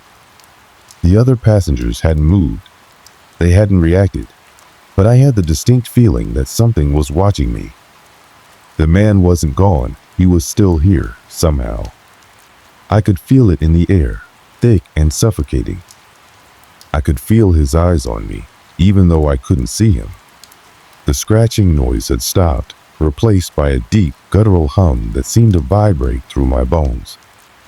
I sat down, trying to steady myself, my mind racing to make sense of what was happening. But the more I thought about it, the less I understood. The train was no longer just a mode of transportation, it was a place where reality itself seemed to warp and bend, where the rules of the world no longer applied. The train jolted again, and for a moment, everything seemed to freeze. The noise stopped. The vibration stopped. The air thickened, pressing against my skin. And then, in the stillness, a single voice broke through. "Get off the train." It was a low, almost whispering voice, but it wasn't coming from anyone around me. It was coming from the walls, from the very air itself. The sound echoed in my mind, reverberating through my thoughts. I didn't know who said it or where it came from, but it was clear.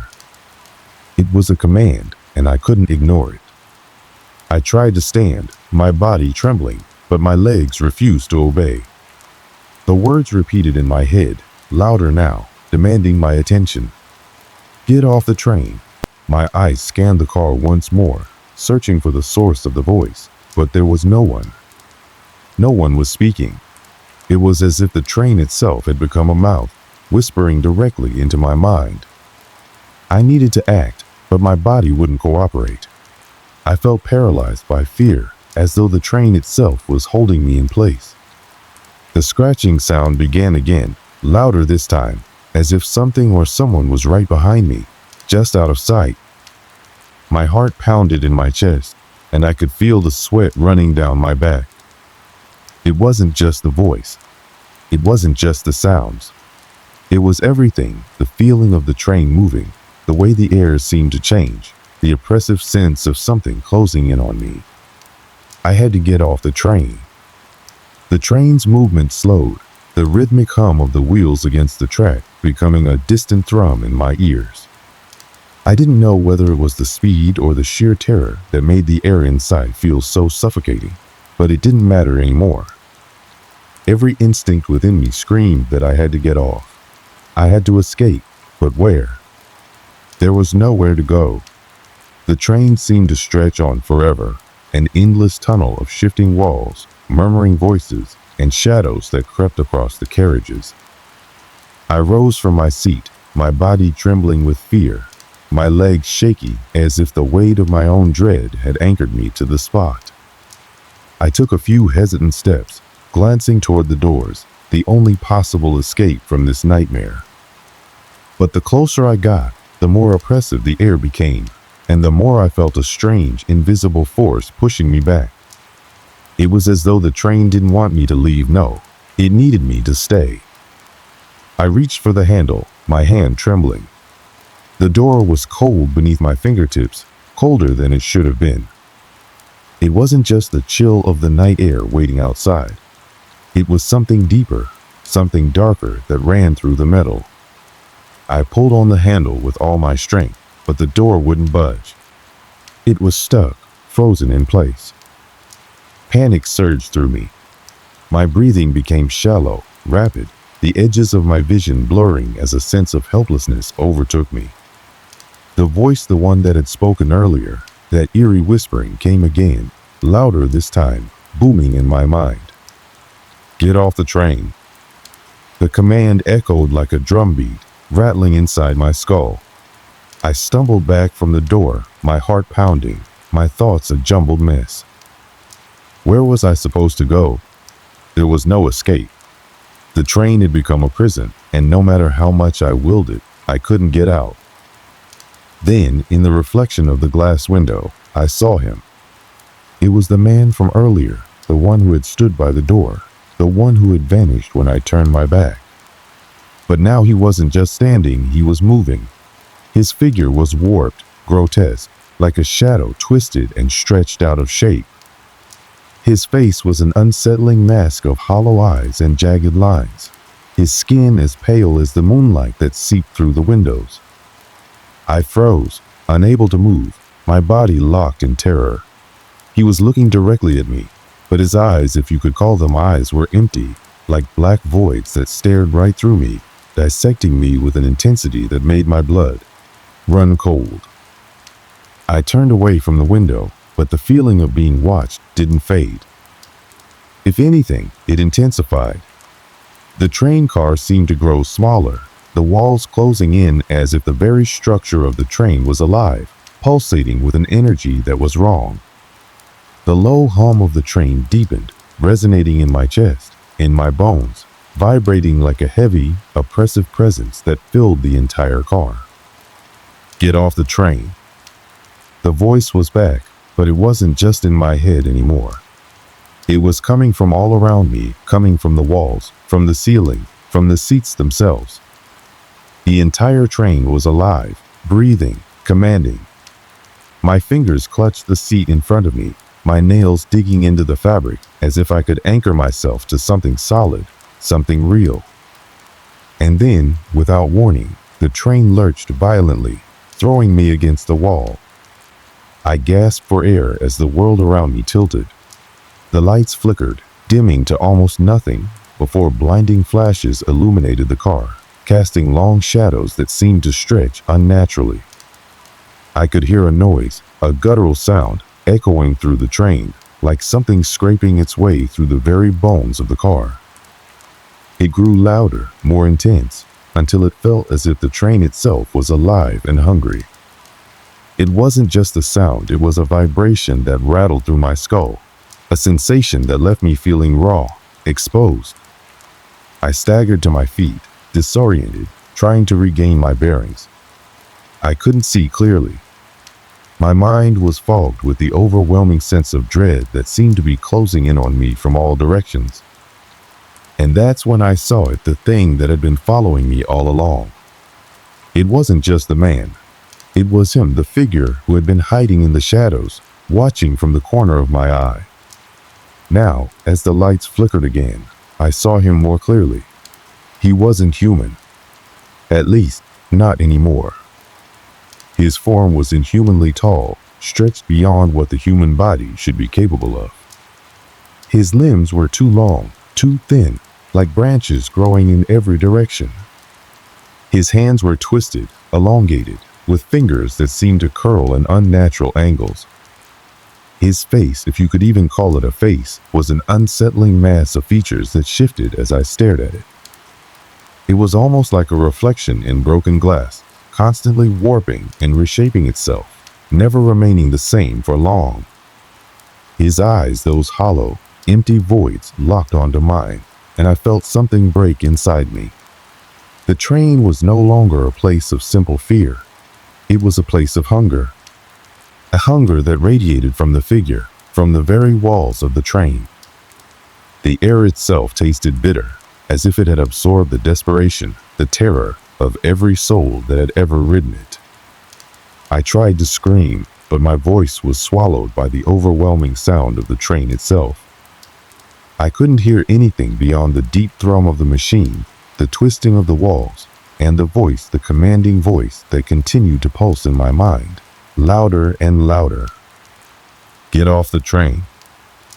The man, or whatever he had become, moved toward me, his steps impossibly slow, deliberate, as if he were savoring the moment. He reached out, his hand twitching with a strange, jerky motion, and I could feel the cold emanating from him, a cold that seeped through my skin and into my bones. I wanted to run.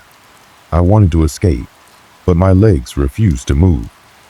I was frozen in place, paralyzed by fear, watching as he drew closer, his shadow stretching along the floor, swallowing up the light as he came. And then, in an instant, his hand was on my shoulder. The touch was like ice, burning into my flesh, leaving a searing cold that spread through my body like wildfire. I gasped, unable to move, unable to scream.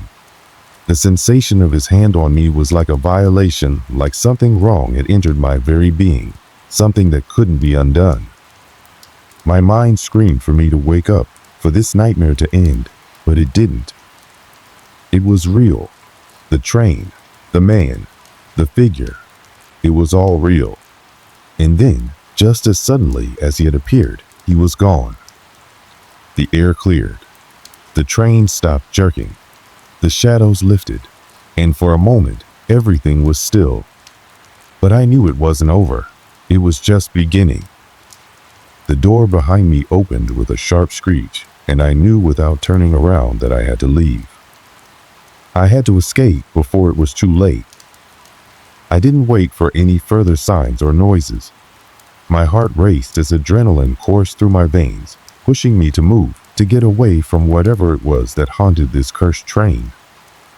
The door, which had been locked just moments before, now stood wide open, like an invitation to freedom, or maybe an illusion of it.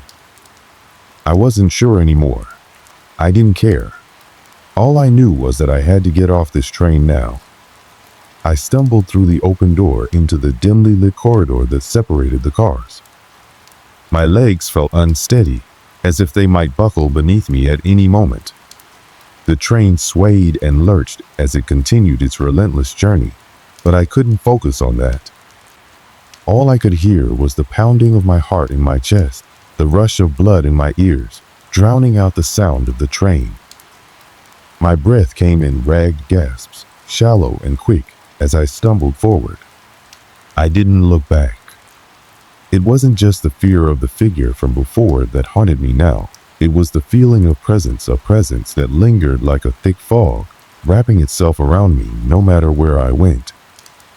It was in the air, in the very walls of the train. It was almost like the train had become a living thing, aware of my every move, tracking me in the same way a predator stalks its prey. The train seemed to go on, stretching endlessly. The corridor I walked through was dark, stretching out in front of me like a tunnel that had no end. The dim light above flickered sporadically, casting long, unsettling shadows on the walls. I could see the outline of the next door ahead, but when I reached it, my hand froze just before touching the handle. Something wasn't right. The door wouldn't open. It felt as if something was holding it shut, just out of reach. I pulled on it again and again, my mind racing as the panic crept back into my chest, suffocating me. My fingers trembled as I gripped the handle, my nails scraping against the metal. It was like the train was playing some cruel game, refusing to let me out no matter how hard I tried. Then, suddenly, the door jerked open on its own, as if responding to a silent command. I didn't think. I just ran. I didn't care which car I was in now. I had no idea how many cars there even were. I pushed through the door into the next compartment, feeling an overwhelming sense of dread creep up my spine as the temperature seemed to drop even lower. It was colder here. The next car was different, silent, and almost sterile. The air was thick, heavy with the scent of rust, stale metal, and something else I couldn't quite place. It felt wrong. The walls looked old, like they had been untouched for years, and yet everything still seemed to hum with some strange, unnatural energy. I looked around, hoping for a sign of life, a passenger, anything. But the car was empty. The seats were vacant, save for the faint impression of where people had once sat. No luggage, no bags, no signs of life. I was alone. The low hum of the train continued, but now it felt like it was coming from all around me, vibrating through the walls, the floor, the air. It was suffocating, pressing in on me from all sides, and I couldn't breathe. Panic surged in me again. I needed to get out, but where? How? I turned and saw another door at the far end of the car, and I rushed toward it, desperate to move. But as I reached for the handle, I heard a noise, a scraping sound, slow and deliberate. My body froze. It was the sound of something moving. I turned slowly, my heart pounding as I scanned the room.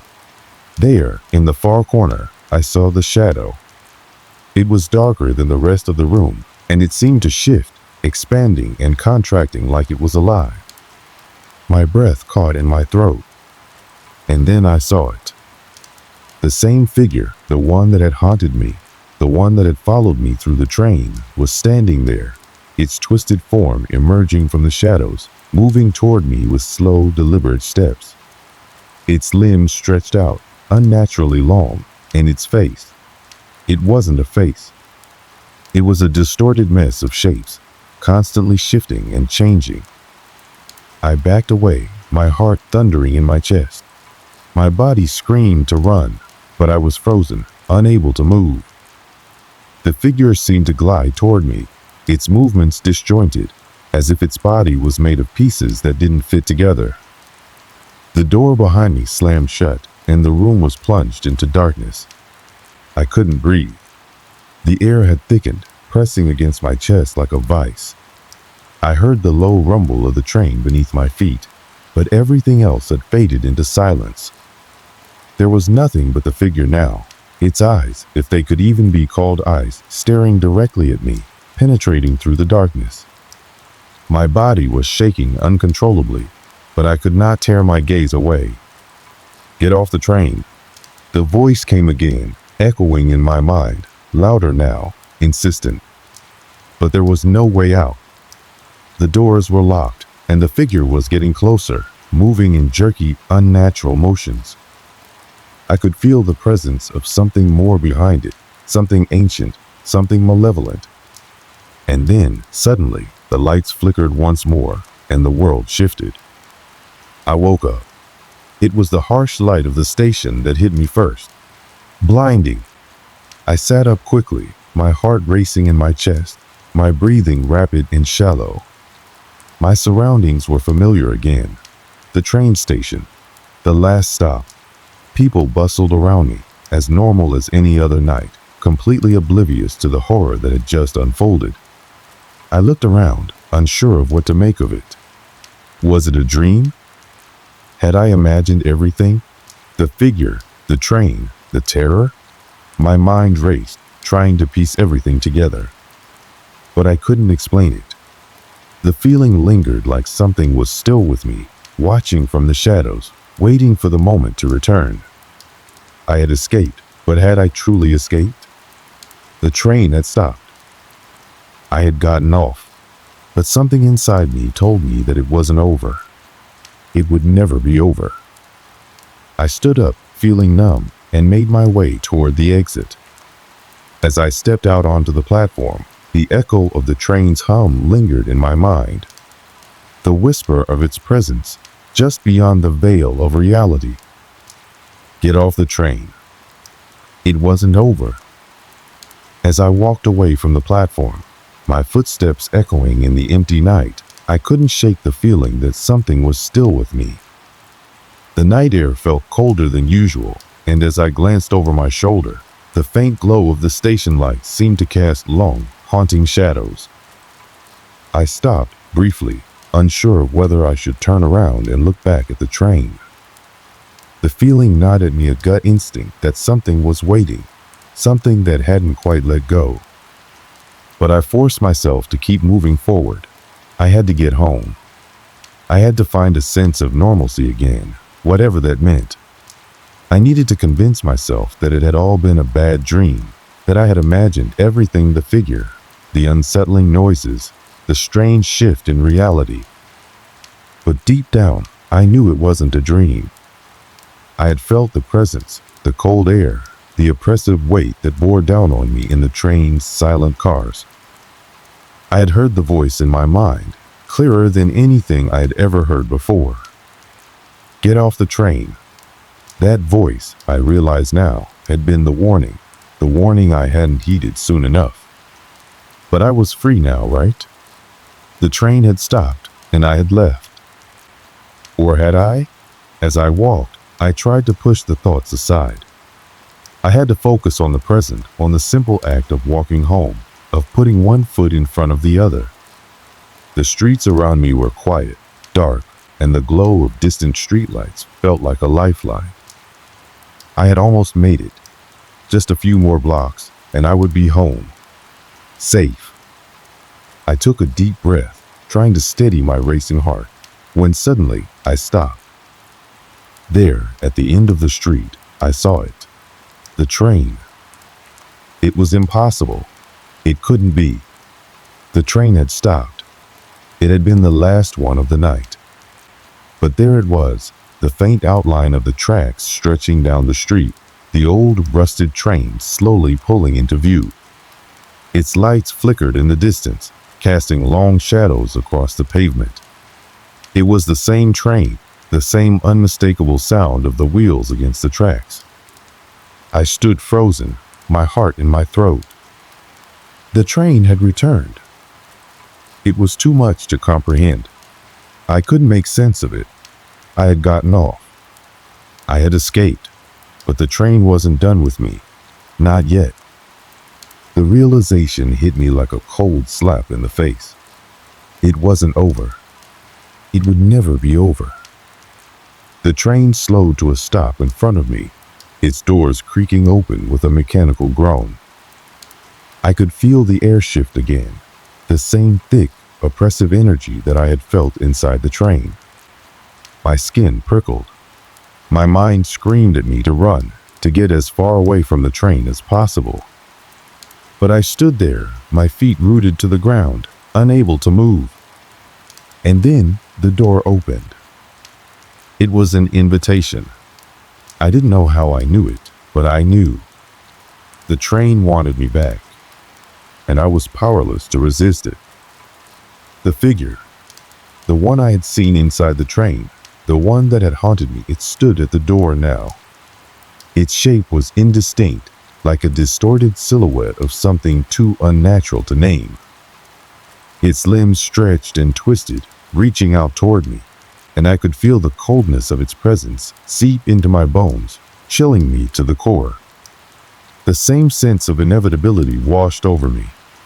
I had no choice. Without thinking, my legs moved on their own, as if drawn by some invisible force. I took a step forward, then another. My body was moving toward the train, and I couldn't stop it. It was like I was a puppet, and the strings were being pulled by something beyond my control. As I stepped onto the train, I felt a sickening sensation in my stomach. The doors slammed shut behind me, and the train lurched into motion. The familiar hum of the tracks vibrated through the floor, and the temperature dropped even further until I could see my breath in the air. I looked around, my eyes frantically scanning the train. It was the same as before, silent, empty, cold. I didn't know what I had expected, but this wasn't it. The car stretched on endlessly, and there was no sign of anyone else. Just me and whatever haunted this train. I glanced at the window, expecting to see the station lights fading in the distance. But there was nothing, only darkness. No lights. No stars. It was as if the world outside had ceased to exist, swallowed up by the vast, impenetrable void. I walked down the aisle, my footsteps now soundless, as if I was walking through a dream. Or maybe I was still in one. Maybe I never left. I approached the far end of the train, where I had seen the figure before. But this time, the figure wasn't there. There was nothing. Or so I thought. I turned slowly, and there it was. The shape. The figure, standing in the shadows, its eyes fixed on me. It didn't move, didn't speak. It just watched. I backed away, my breath catching in my throat. There was nowhere to go. The train had no end, no escape. And then, for the first time, I heard the voice again. It wasn't inside my head this time. It came from the figure, from the shadows themselves. You should have never gotten on. I stumbled back, my legs weak beneath me. What are you? I managed to whisper. The figure tilted its head slightly, as if considering my question. Then it took a step toward me. Another. And another. You already know, it said. I didn't have the strength to argue. I didn't have the strength to do anything but stand there, paralyzed by the overwhelming terror that had overtaken me. And that was when I understood. This train, this endless journey, wasn't just a physical place. It was a trap, a loop, a cycle. Once you stepped on, there was no getting off. Not for anyone. Not for anyone who had been touched by its curse. I was trapped. And as the train continued to speed into the darkness, I realized with cold clarity that I would never reach the end.